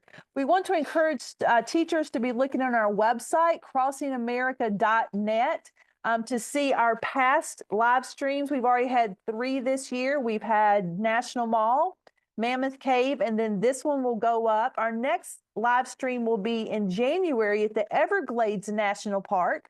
We will be in the water there, so hopefully seeing some of those creatures that we saw today. That's going to be at 1 p.m. Eastern time. And anything that you've missed, you can catch back up on the crossingamerica.net site. So thankful to Miss Tiffany Bell and Miss Leanne Simmerman for hanging in the entire 3 hours and helping to host and moderate the chat. Very thankful for Dave and Steve behind the scenes, to all of my junior explorers that were here from Covington Elementary School, to our dear friend, Miss Whittington, who has supported our organization for the last 4 years. Thank you for that. So on behalf of National Park Foundation and myself, thank you so much for joining us at Holiday in the Parks. Bye-bye, everyone.